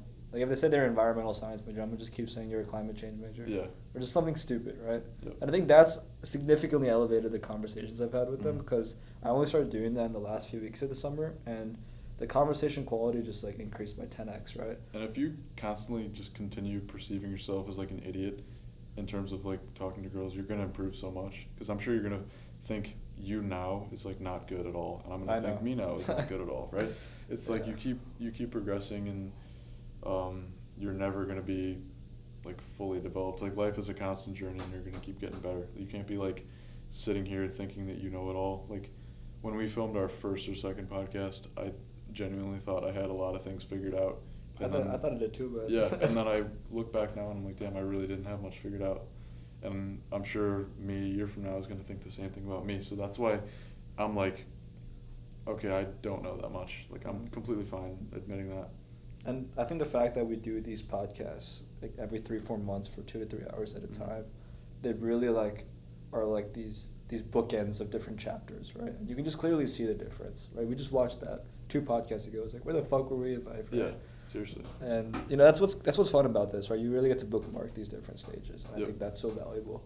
No, absolutely. And that's why I'm looking forward to like watching all these back. Like, I'm definitely gonna watch the first one back after this, just like kind of contrast the difference. Yeah, it'll be interesting. The question you asked me today, you asked me on that podcast too, like what you want in a woman. No, remember? Yeah, you did. I remember. Dude, if we could compare. You want to pull it up too? That'd be insane. Dude, I'm too embarrassed to watch it again. But it's not working. Try unplugging it and plugging it again. Oh, you did? That's obvious for us to try that. I think, it's 11, right? At 11 it turns off. I got it. 1 second. That's funny, bro. Unplug it and unplug it. My fault, bro. Yeah, give it a second. It's right now.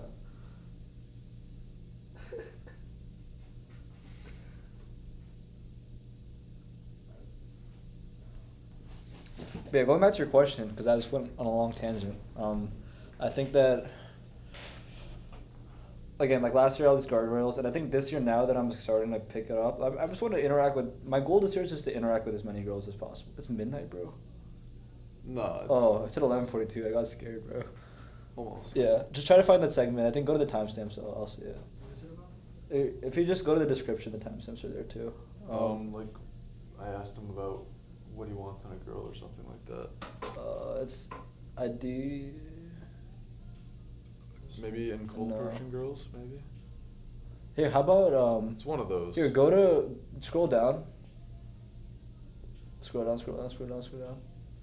Scroll down, scroll down. Scroll down. Yeah, hit shows transcript.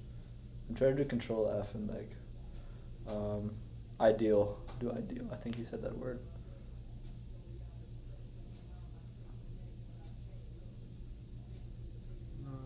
No. One more.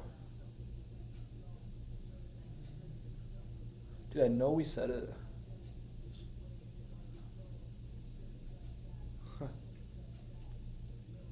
That's fine. You can try if you don't find it. It's fine if you got some time. Yeah, it's okay. But yeah, like we were saying, it would be nice to see like what you said. Well, when you rewatch it, you'll be able to. Yeah. See, do your best too. But yeah, I think that I just want to interact with as many girls as possible this term, just in groups, just like for sure, normal settings. And just gotta go with the flow of things, right? Yeah, I think you gotta not have like as crazy of standards, like at least for your first one, because my first 2 girlfriends were not nearly as like high quality as like I would look for now. But that's kind of normal, you know. Like you develop your standards over time. What you think now will be way different than what you think after your first breakup. Like that will be where you make the most change, I think. Like after your first legit breakup, and I'm excited for it. Yeah, it'll be fun. Not that I'm preying on your relationship's downfall. Bro's already ready. Yeah, I think that you map out your ideal woman, right? And we've had this conversation a few times where like you're more in this mindset now that things will kind of fall in place, right? There's no point in like trying to find that specific woman, right? Yep.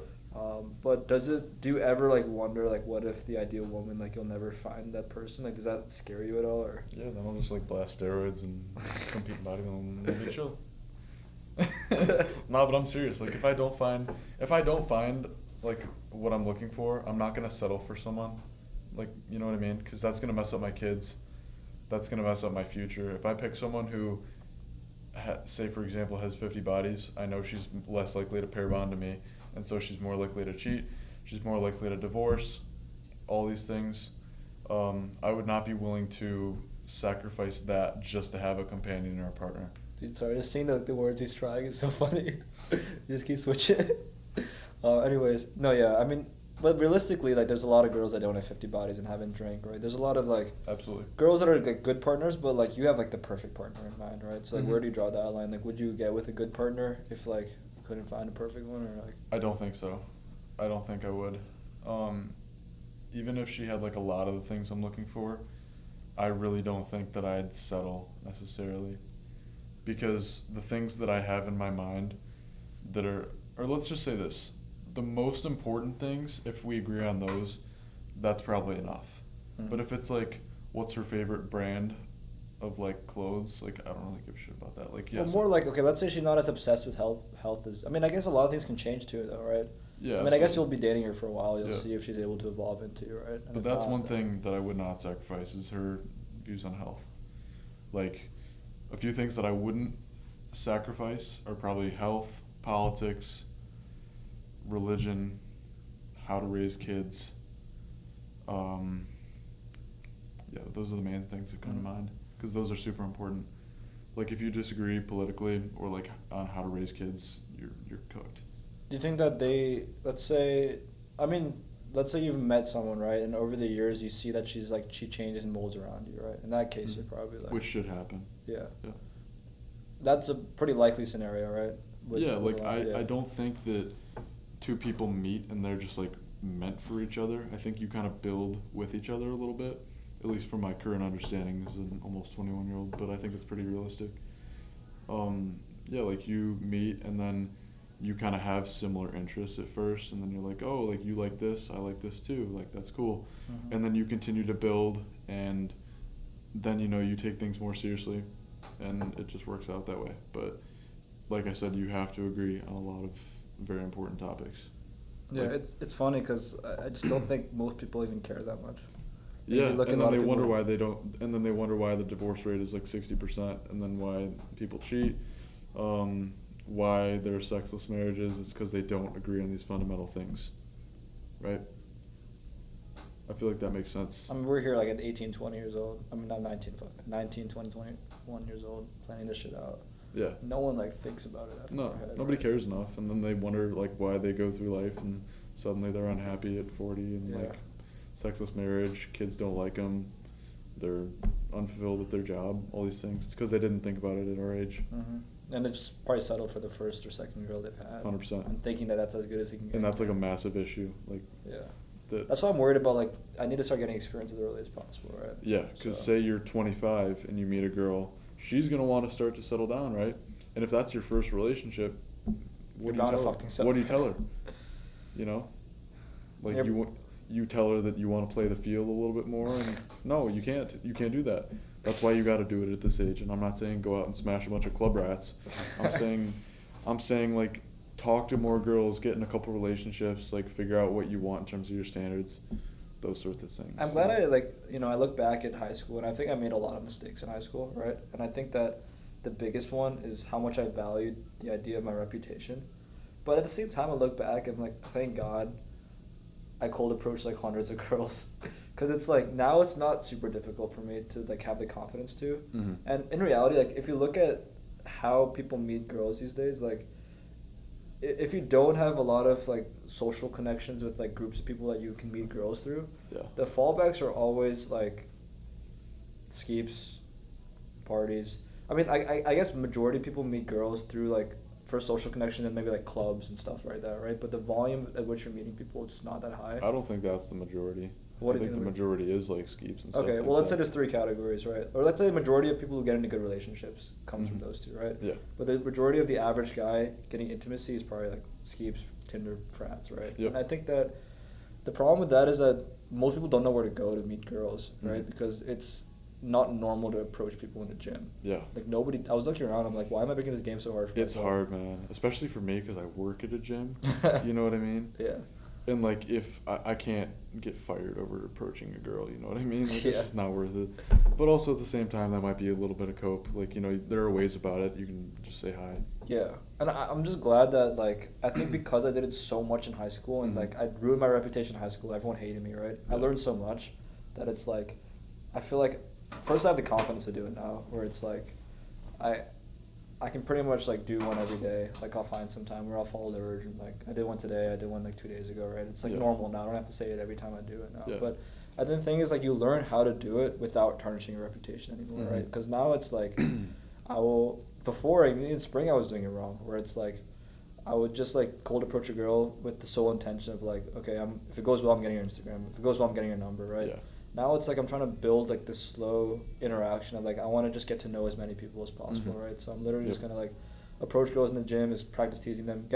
I want it to be so that whenever someone thinks of my name, they think of good things, right? And I think I was able to finally for the first time build that with guys last year, which I never had that in high school. In fact, when people used to think of my name, they used to think bad things with my name, right? So being able to build that with guys was like a huge first step. But I think this year it's like, I want to just get to know as many people as possible so that even when girls talk about me, they think of my name and they think of good things, right? But I didn't go around like asking everyone for their Instagram or anything, but yeah.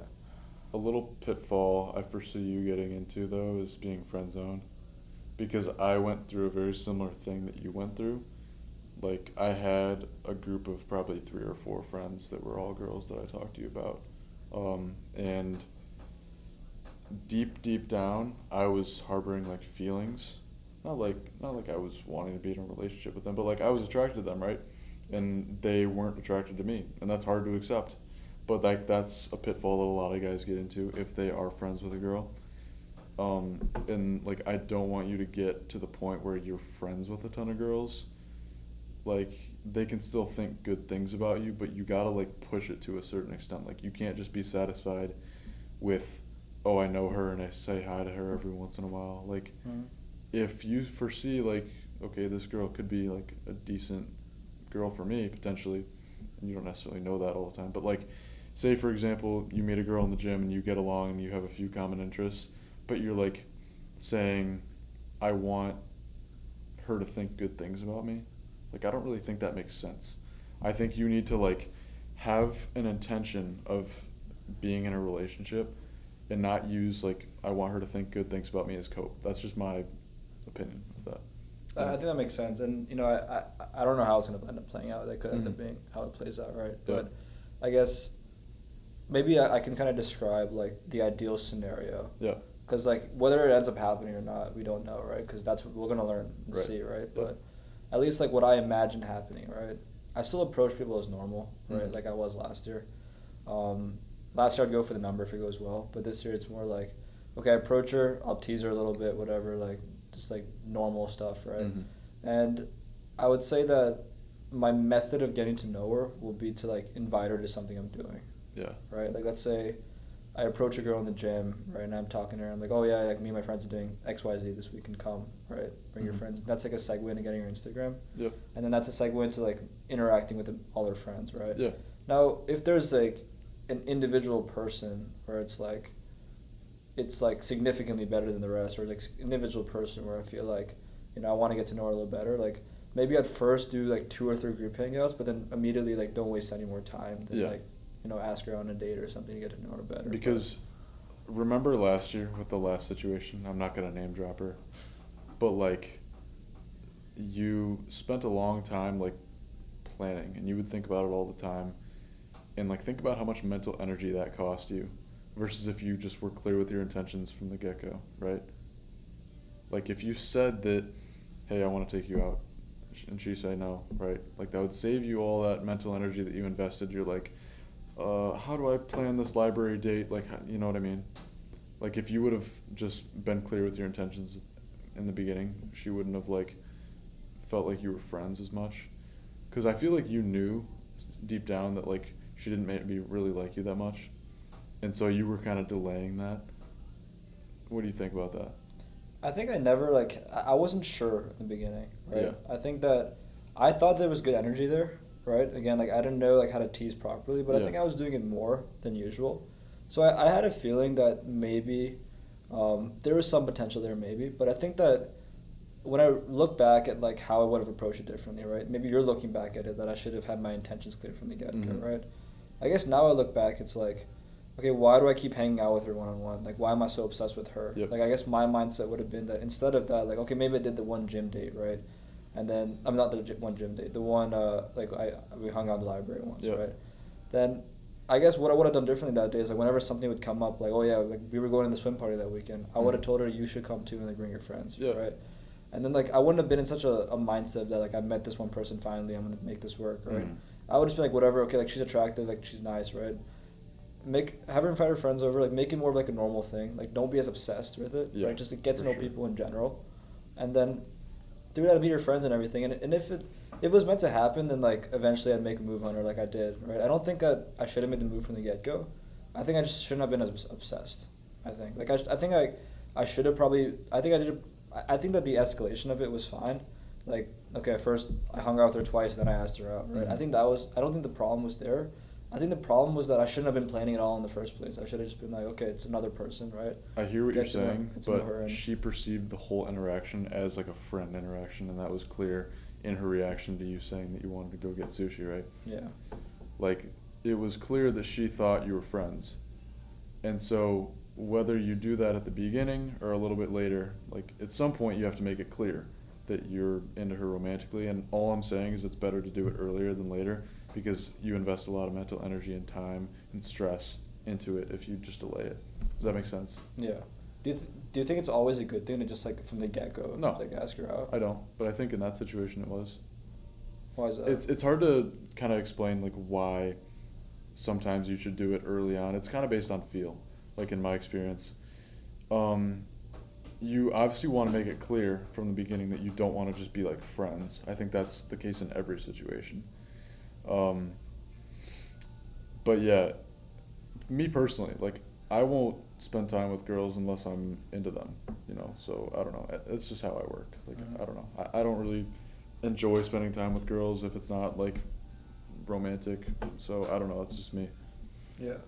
I mean, I think that, do you think making it clear just by asking them out, or there's like other ways you'd make it clear in terms of like how you'd interact? Yeah, exactly. With like yeah. less interviewee, more teasing, stuff like that. And if they reciprocate it, then you're good. You don't have to be like, hey, do you like me? Yes or no. Yeah. Like, you know what I mean? You can tell from the energy. Yeah, 100%. And you're probably just not as good at telling that energy as you might be now, or as you might be in like a year from now. Yeah. So yeah. Yeah, because I guess I didn't ask her out because I didn't like have enough like information at the time. It's probably because. And the reason you didn't have enough information is because you wasn't weren't getting it. Yeah. You I wasn't teasing her at all. Exactly. So of course I wouldn't have it. Yeah, if you don't know that a girl likes you, you're doing something wrong. You should know if she likes you or if she doesn't. Immediately. Yeah, pretty much immediately. Like in some cases, like if it's a more timid girl, like yes, I see like you don't be as bold. But for most girls, I say like you want to make your intentions pretty clear. And do that through teasing, flirting at the beginning. She reciprocates it, you're good. Yeah. That makes sense. I agree with that. Yeah, so I mean, we'll see how that goes throughout the year. But like I was saying, don't like end up friend zoned by a ton of chicks. Like I've been there and it's not good.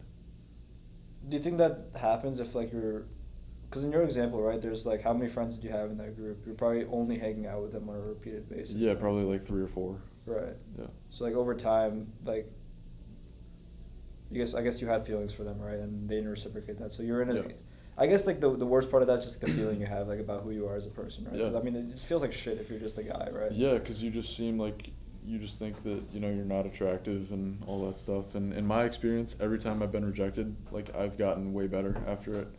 And that was like one of those times. Yeah, you remember the girl who starts with a J?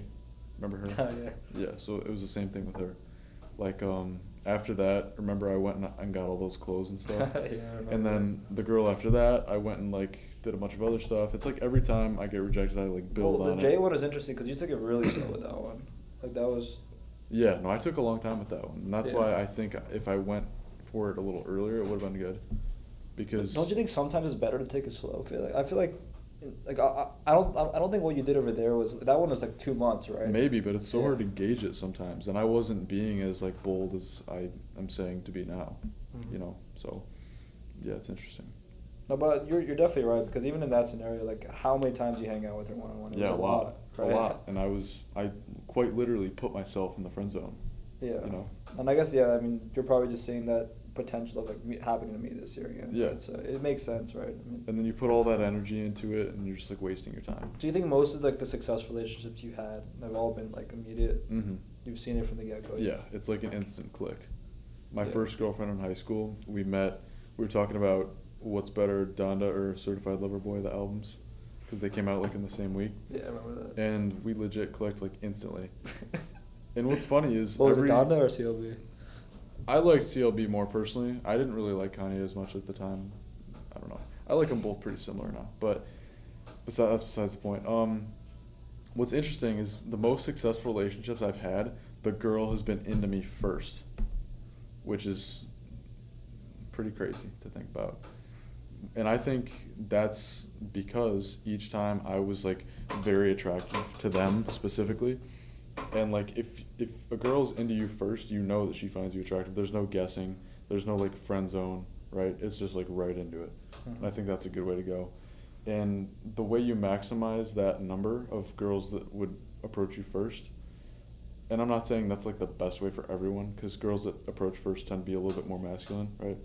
So at least girls should be into you like a lot. But the way you maximize the amount of girls that are into you is by achieving a lot in those areas we talked about, like status, money, looks, charisma, humor, all those things. Yeah, I think when I look at like all the interactions I've had right over the last few years, it's the idea of like a girl being into me first seems like so foreign almost, because I mean over time I've built up the self-image, right, of like who I am as a person, and you know, we can cope and say these things don't matter, but like I don't see myself as like a super attractive person, but I guess the mindset that's been like baked into like inside is that I can change that with time and like prove it. But I think that gets to this mindset of that I just need time to prove it, right? Which I think that building things like status and like humor build more of that initial interaction. But I think because of years of me like having this mindset in my head that it's like, which I don't think is the correct mindset. You can prove it because usually their perception of you in the beginning is what they'll always have the perception of you. Like I think guys, I think they can prove it by showing who they are. Just end up like in that friend zone forever, right? So I definitely disagree with that. That's how it is, but I think it's kind of been baked into like how I look at the world just because of like so many years of that experience, right? So this idea of like going bold, whenever I go too bold, it never works, right? And that's why I thought that my shift would be taking it slower. Because in the past, like whenever I went bold, like nothing ever worked, right? It always like it fall flat on my face. Every time I think there's potential. But then again, like maybe it was just friends the whole time, right? I guess I never.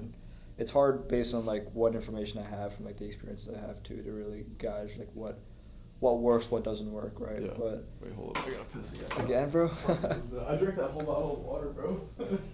Okay. Yeah, but going back to what I was saying, like this idea of being like super bold, it's like I'm always resistant to it because of like all the times it's like not worked in the past. And I guess like I thought one of my big shifts this year was like, you know, obviously improving the things I can control, right? So looks as much as I can, status as much as I can, humor as much as I can, teasing as much as I can. I think they've all been steadily increasing. But my mindset of like not forcing everything, like taking it slow, and obviously I'm not gonna like go 2 months or 3 months without asking them out. Like I'm gonna ask them out, and I thought that with the girl that starts with E, I thought that within 2 interactions I asked her out. Like I didn't like wait, right, like for months or anything like that, right? I was like, you know, if I did it differently now, I would have teased her more for sure, and I would have instantly gotten good reaction or bad reaction. Yeah, right? that's all I'm saying. Yeah, which I guess that's what you're saying too, right? But I guess the idea of like, because like a lot of times I've also just gone for it immediately out of insecurity. Where just like I'll ask her out even if there's like nothing there, right? Which I guess I'm scared of doing that again, but yeah. Yeah, but you don't necessarily have to ask her out immediately. But it's just like show a little bit more intention. Yeah, in your interaction. Yeah. That I can definitely do. I think so. Yeah. Yeah, for sure. All right, I want to talk next about like the importance of going from like below average to above average in all these ways, and like what specifically that's looked like for me, and how like that's kind of changed my life. So even last year, even like the first podcast we did, I would consider myself below average in terms of like looks in a lot of ways. And like, you know, you may not agree necessarily, but like from the female perspective, I 100% think in like the 79 one, right, in this room? Yeah. And so in becoming more attractive, like it changes every area of your life. Like people treat you better. I've seen this firsthand. Like people who used to treat me terribly treat me like really well now, and like they really want to hang out with me, and they never used to want to. And like guys? Yeah, guys specifically. And it's interesting because like you do it for girls, but it also translates over to guys as well, which is a good thing because guys' respect is a very important thing in the world. I'd argue it's even more important than the attraction from women, but like that's kind of a side point. But yeah, like one of the main things is being treated better. Like that's it's insane. Like the contrast between how they treated me at the time versus now, it's really interesting. And we can go into like how I did what I did. I'm not gonna like gatekeep everything, but like I'll talk about the most important things. So I'd say the number one thing that's within your control is developing a 10 out of 10 physique for you. It's not that hard. It'll take maybe 2-3 years in the gym for most people to develop like an ideal physique according to women. Obviously, kind of where I'm at now is a little bit more like male gaze physique, you know what I mean? Because it's like, I'm past the point of like, all girls would find it attractive. Like if I was a little skinnier, that'd probably be the most attractive. But yeah, like the number one thing is building as attractive as a physique as possible, because that's like one of the things you can control the most. And then styling. You should also clarify like what attractive means, right? It's not just for a physique. Yeah, for the female gaze, like not just getting as jacked as possible, because that's what a lot. Yeah, exactly. So that was a misconception that I had at the time. It's like, okay, so what you want to give the illusion of is broad shoulders and a small waist, because that's a V-taper. I could get into why evolutionarily we prefer that, but that's a bunch of nonsense. But like, yeah, you want wide shoulders and a small waist. That's like the main thing, and you definitely don't want to just like be super jacked. Like that's not as attractive. Why is that?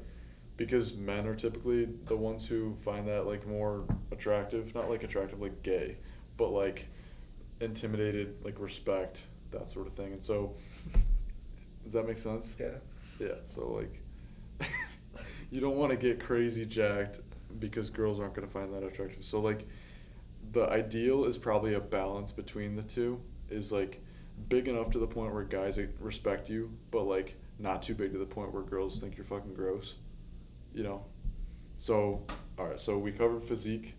I would say style next is another thing you can really control. Like we talked about a little bit earlier, being very simple, having things that fit you very well, good colors, and also, going back to physique, like I tend to do, physique is your outfit most of the time. Clothes are only meant to like enhance how it looks. Like if you look right now, the reason this looks good is not because it's a black tee, it's because I have a good physique under it and it fits me well, right? That's a big thing. So style, physique, and then having like a good modern haircut, like not too short, not too long, like we've talked about in the past. Like don't go to extremes. You want to look normal. Assume like a sense of neurotypicality, like we've talked about, right? So normal styling in terms of clothes, having a good attractive male physique, which balances between being big enough to the point where you get male respect, but not being too big to the point where it's gross. And then also hairstyle that's modern. And then skincare is extremely important. We've talked about this. You've gotten more on it. Yeah, I think, where do you perceive yourself right now? Like I've talked a lot about me. What do you think you have to work on? I think a fuck ton, bro. If you had to answer like honestly. And I'm talking mainly physical stuff. Like, cause I think I can control you, man, yeah. Yeah, so like, we've talked about like humor, charisma, status. I don't want you to talk about that, just the physical stuff.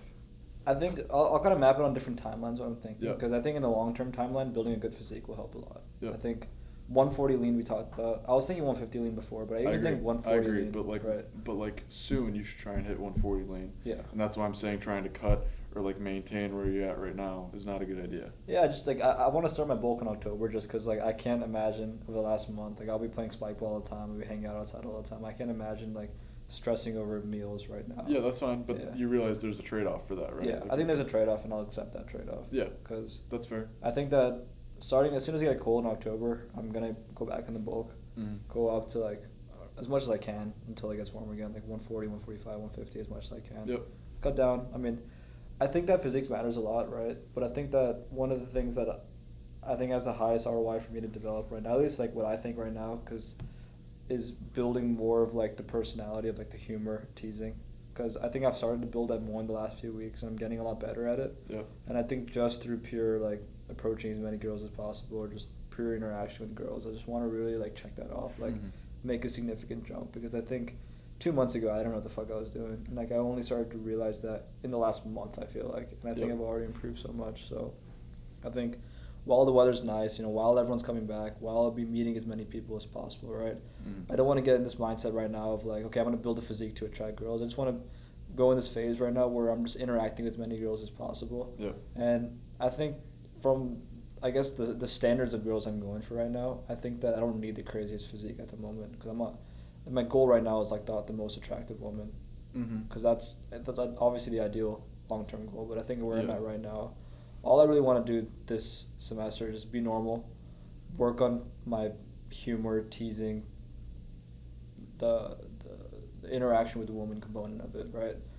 Build that over the next like month or two, right? And then I think that will something I continually practice as I interact with women. But I think as soon as like it's getting colder again, I'm not outside as often. I'll be in the dining hall again. I'll be cooking meals at home. Yeah. I'm gonna lock in, start my bulk. I think with those two components, it will be a lot of it. Mm-hmm. There's a different pieces I think that style I've gotten better at. I think I wear shirts that fit me pretty well. Yeah. I mean, you can tell me what you think about my style. I think I like it right now. Yeah, it's good. I still think, like, let me just make a quick point. When you talk about the humor and the charisma stuff, I think they'll perceive you better if you have a better physique. Yeah. So say you have a 6 out of 10 conversation now, and that's about your average. If you had a better physique and you're fully focusing on your looks at the same time, I think you'd start to average around a 7 or an 8 out of 10 conversation each time. Yeah. And so by saying that you're going to like delay it, I don't know, I feel like that's kind of not allowing you to accomplish your current goal as much. Because you say your current goal is to have those conversations, but those conversations would be amplified by doing something that you're delaying. Do you see what I'm saying? Well, I 100% agree that if I had the best physique right now and I tried to have that conversation, it would be 10 times better. It would go different, right? Because they'll reciprocate it more, they'll play with it more, 100%. It's just that it's not something I want to, like, I don't feel like starting it right now. I kind of, like, feel like taking a month or two, like, I feel like, for me, when I'm bulking, like, I'm sure you're doing it right now. You know it's fucking hard, right? You're eating 4 meals a day. Like, you're also cooking all your meals, so it's, like, even worse for you if I'm in the dining hall, right? But I just remember, like, the amount of time I would invest into that, it's obviously, there's a trade-off, right? It's worth it. You get the physique, right? You get those interactions, right? Yeah. I don't see myself building that physique in a month or two. I think if I were to bulk up to that weight, right, it would take some time. Uh-huh. And I think just while the weather's nice, I want to prioritize, like, just being social, just interaction. Okay. Plus, like, my school and stuff as well. Yeah. I think trying to pile too much right in the beginning of the year, like, I'm not going to wait super long. I'm not, like, delaying it just because I don't see value in it. 100% I see value in it. Okay. I'm just more, it's like, what's the trade-off? Like, how much time do I have? And, like, how much time do I want to give it right now? Yeah, I'm just making sure. Yeah, like, I don't have this belief that it's not worth it. Right. Like, I think it's 100% worth it. Okay. And I agree. Yeah. And it's, like, I guess it's a trade-off I'm accepting. That it's, like, okay, they'll wait for a month.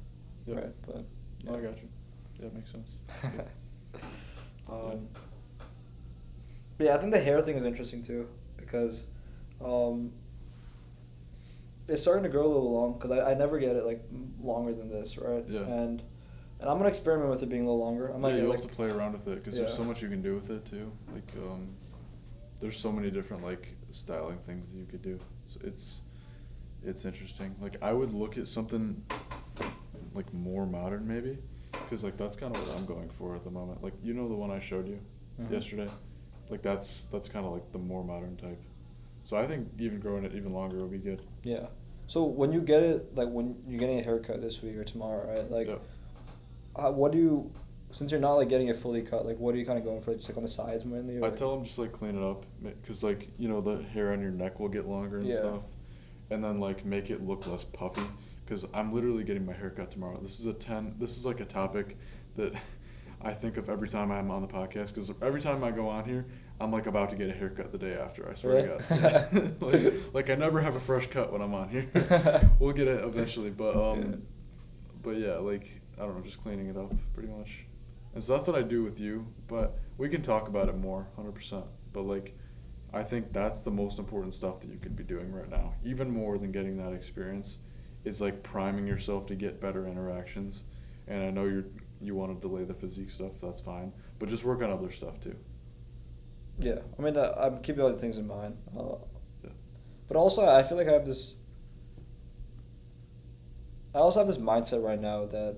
You know, I feel like I've been overcomplicating everything my whole life, you know, and that's not to downplay the benefits you can gain from this. Yep. But I think just because of my life experience, I want to, for one time in my life, just not overcomplicate it. Yeah. And just, like, do what normal people do for a stage of my time, just because I've never done it before. Yeah. Like, I've never just, like, done what normal people do for a little bit of time and experienced that. And I think that's what's kind of driving this also, the desire to, like, you know, I'm not saying I'm not going to ever do these things, right? But it's almost like I've always kind of created all these rules of, like, how things work, how I need to do things. And it's not to say those rules are not true, Yeah. But they kind of lock me into this mindset that it's like I might fall back into this thing of like I need the perfect hair, I need the physique, I can't talk to any girls before that, right? And these things enhance, right? Like if I can pull a 5 out of 10 girl today, okay, with the physique it maybe upgrades to a 7, you know, with the humor it upgrades to an 8, with the hair it upgrades to a 9.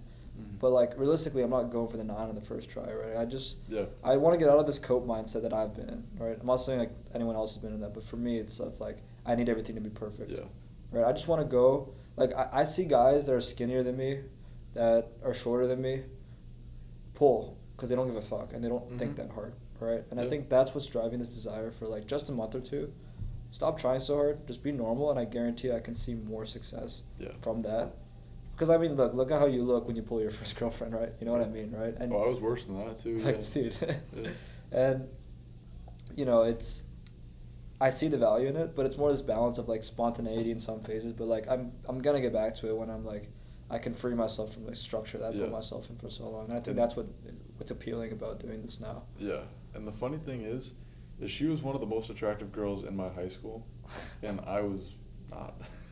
I was not one of the most good-looking dudes. I don't know how I did it genuinely, but like I think it was because I was more normal and like I didn't care as much. So you're right about that. But at the same time, like doing both at the same time, like improving, I don't think I can. Knowing myself, I just don't think I can. That's fair, but like I don't know. I think that's probably the ideal way to do it. Like do this for 2 months. See how you feel, and then try and do both at the same time. I'm ready, man. I mean, just talking to you in the gym today and seeing how you plan everything, it's like that planning part of my brain is like so hyped to get into that again, and like I know I will. I know when the time's right, I'm gonna go all out. So what does that look like? Like when it's 2 months from now, what are you gonna do? What do I envision? Yeah. I think get back in my 4 meals a day routine. I'll get an idea of how my schedule's feeling, so I'll get an idea of like how I can fit my calories in a day. Yeah. I think this year, I'm going to try to track it a little bit better. So, and I think having you as, like, a coach would be useful more from the side of, like, I have an obligation of, like, I have to send you, like, my meals every week. So maybe we'll make an Excel sheet together, and I'll send you my stuff. You can keep me accountable. I think that I agree with you now. I didn't agree with you at Crunch the other day, but I agree with you now of the importance of tracking your exercises. Yep. Because I saw it visually today. Because, like, I'm doing the exercises, like, you can't fucking remember, like, half the shit you used to do. Like, when you push me to 30s on lat raises, I realized and then you end like, up staying in the same spot for 2 months. Yeah. I agree with that now. I've changed my mind about that. So, and I see the utility of having someone to help me, to keep me accountable. Yep. I see myself, that's the biggest change, I think. I think my formula routine will be the same as last year. But, you know, just sending you my calories, sending you my weight, and sending you my exercises. Yep. And then on top of that, you'll have, as a fucking guy trying to get pro card or whatever, I'm sure you can give me some decent advice. Yep. 100%. And that if things are not working, things are working, and just get as big as we can while it's cold. And then maybe lean bulk, maybe bulk. We'll see how it ends up working out, right? Yeah. But, you know. I think you could make ridiculous progress in a short amount of time. Like, I'm talking, by this time next year, you could absolutely beat 140 lane. Like, I think so. It does not take that long. I also think that I've never gone such a long period of time as I have in the last month where I just don't care about eating. And I think that, like, resetting my metabolism, I feel like in this next month I could put so much muscle on in October. Yeah. And I'm excited about that. Yeah. So I'm kind of resetting my system, like my food tolerance, you could say. Yeah. No, it'll be good to see. I'm excited for like the long-term vision to come to play. But like, let's talk a little bit more about not just the physique stuff, but like, what does 2 months look like on other stuff? Like, say 2 months from now, what are you doing outside of physique? I think for the teasing stuff, right, and the humor stuff, I've gotten better at it, but it's also like it's not become my normal state yet, right? Because like, if I interact with a girl, like 50% of the time it'll be good, 50% of the time it'll be like, fuck, that was way too friendly, right? And, you know, I walk away from approaches sometimes like, damn, I did a good job there, like, she reciprocated that, I was making fun of her. Sometimes walk away like, that was just too fucking friendly. Yeah. Fuck that shit, right? So I think more normalizing that state where it's like, when I talk to a girl, like, the teasing is my normal state, right? I think that takes some time. Yeah. Besides that, like, style, I think that, you know, it's simple, right? There's nothing too complicated about it. Just wear good clothes, right? And build a good physique. Then there's like these nitty-gritty things that start to add up, right? Like hair, right? I've always been against putting product in my hair just because I had bad experiences with shitty gel products, right? Yeah, as I did too. I think hated that stuff, but you gotta have the right stuff. You showed me like the healthy clay, right? Yeah. All the good ingredients, so there's nothing wrong with putting that in my hair. Yeah, it makes your hair look natural too. Like It's coming tomorrow, I think. Yes, sir. That's good. So we'll play around with that. But I feel like again, there's like a few things that are important, right? Status, looks. So if I increase my looks, I increase my status through like how I interact with people and the people I know. That's already like 80% of it, in my opinion. Yeah. Then if you're trying to get from like an 8 to a 9, 9.5 girl, right? Then it's like there's so many nitty gritty things, right? Like your skincare, your beard length, your hairstyle. Yep. And that's when we start to get. That's all the stuff that I'm thinking about constantly. Because you've reached that stage now, right? So. Yeah, because it's like you stack 100 like 1% increases, like that's a shit ton of improvement, right? Yeah. Yeah. Which is why, like, if I randomly get the idea to order clay, I'll just do it, right? But it's not like it's part of the plan right now, because I know the plan is like very simple. Like, first, let's get the humor stuff down while I'm like not bulking. When I'm bulking, okay, now we're gonna do a little bit of both. Now that I've kind of built that skill up, I get to work at the next skill now, and then it's like, by next year, if I'm 140 lean and look fucking good, then. Because let's say the clay is a 1% increase, I could give you 100 tips today that would be 1% increases. So. I'll just keep stacking them. Yeah, exactly. And then you're just like a different person. Because that's exactly what I did. Like, I've documented the whole thing. You see me on the old podcast, right? Like, it's night and day different. So it's just like super small things that you can do, and like everybody can do them. So keep spinning them, bro. Yeah, I'll try to. Absolutely. No, I'll tell you every little thing I think of. If we went through it now, it would take too long. But I gotta gatekeep something for me. Yeah, exactly. Like, I can't be giving away all this for free. Yeah, that's our charging. He does have a coaching program, guys. If you're interested. Exactly. You didn't get any of the clients off for that guy? No, I also didn't like try to market it. Yeah, when I got him, I was posting YouTube videos and I was talking about it like more. I was being a little bit more, I don't know, like a salesman in a way. No, I don't know. I was doing more videos just for fun, and not really trying to get people. If I wanted to, I probably could. But you have other goals right now too. I'm also making money from work. Like, I'm making more from work than I would from that. So, yeah, it's totally fine. Dude, we gotta talk about that, man. How's work going? Dude, it's good. I mean, I love being a trainer. Like, it's so much fun. It's just like, it's very fulfilling. It's not easy. Like, it's easy for me because I put in a lot of work to understand the ins and outs of it. But yeah, it's great pay, flexible hours. Like, it's just so good. I recommend it for anyone who's interested in health and fitness. What are your thoughts on the typical state of trainers these days? I mean, we talked about this a little bit, but like, just not good. Like, just, again, like, overcomplicating everything. I see a lot of trainers, and I'm not gonna like call them out, but like, even ones who work with me, like my colleagues, they're not in the greatest shape themselves. So like, I don't know, and I hope none of them see us. And if they do, get your physique up, bro. But, but like, yeah, on a serious note, like, having a good physique as a trainer is super important. Just like being healthy as a doctor is super important. But we don't see that a lot nowadays. Healthy doctors is rare. It really is, because they have an incentive to like put you on all sorts of medicines because they get commission for it. So like, they're not trying to make you healthy, bro. And that's a whole other topic. Like, how the healthcare industry is not. While I'm here at Michigan, I'm writing down all the names I can think of, like, healthy people doing pre-med. Like, I don't know if you end up ever going down that path, right? I think you're doing pre-med, right? Are you? Kind of like pre-PT, which is similar. Just in case you end up becoming a doctor, have your name written down. I got Andrew Pan's name written down. I need some like healthy doctors when I'm older. Yeah, so. 100%. Yeah, man. And I plan to be better than doctors in a lot of ways, like in terms of health, like just being more practically knowledgeable. Because sure, they may know like the different chambers of the heart and where they pump blood, but like, I know how to make you healthy. Yeah. You know, and you see a lot of older doctors who are like out of shape and stuff, and it's just like, you don't practice what you preach, and I can't go to someone like that. I don't know. Dude, imagine like this next generation of doctors. I think it's going to increase in population, but someone who has like the technical knowledge of those fat doctors, but also is a gym bro. Yeah, for sure. Like, dude, I feel like there's going to be a greater population of them. 100%. Because of how the gym community is increasing, the interest in pre-med's increasing. And then it's going to be more competitive, and you got to find out even more ways to stand out. So you got to be like knowledgeable and jacked and like all this stuff. It's like, it's crazy. The competition just gets worse. The standards for the whole world are just getting insane. Like, not only dating but jobs too. Like, that's just how it is, though. Yeah. It's how society's always. It's just going to continue to get more competitive, which is, I'm here for it because I'm a competitive person. So. I love it. Yeah. I mean, that's why I love America, man. It's like just free competition. Like, exactly. No intervention, right? Yeah, no, it's great. Yeah. That's what now I'm getting more into startups and things like that. It's really fucking harsh, right? Yeah. There's millions of startups out there. And you think about like how if you try and launch an AI, it may be like better than the ones that are out today. But if Elon launches one and it's shit, it'll still get more than yours would because of his like monopoly over, I guess, like how much influence he has, right? He has so much influence, and if he makes a shitty product, it's still going to be better than if you make a good product. Well, I don't know if I necessarily agree with that particularly, because like let's say someone else made Grok, right? Yep.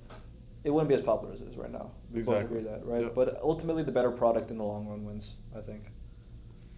Yeah, maybe in like the very long run, but like. Because I really believe in meritocracy. Because I really think that people are gonna pick what they actually. Because with the Grok AI, when did that get released? It was pretty recently, right? It's been a while. Like the app, like the actual app. I don't know about the actual app, but I've heard about Grok for years now.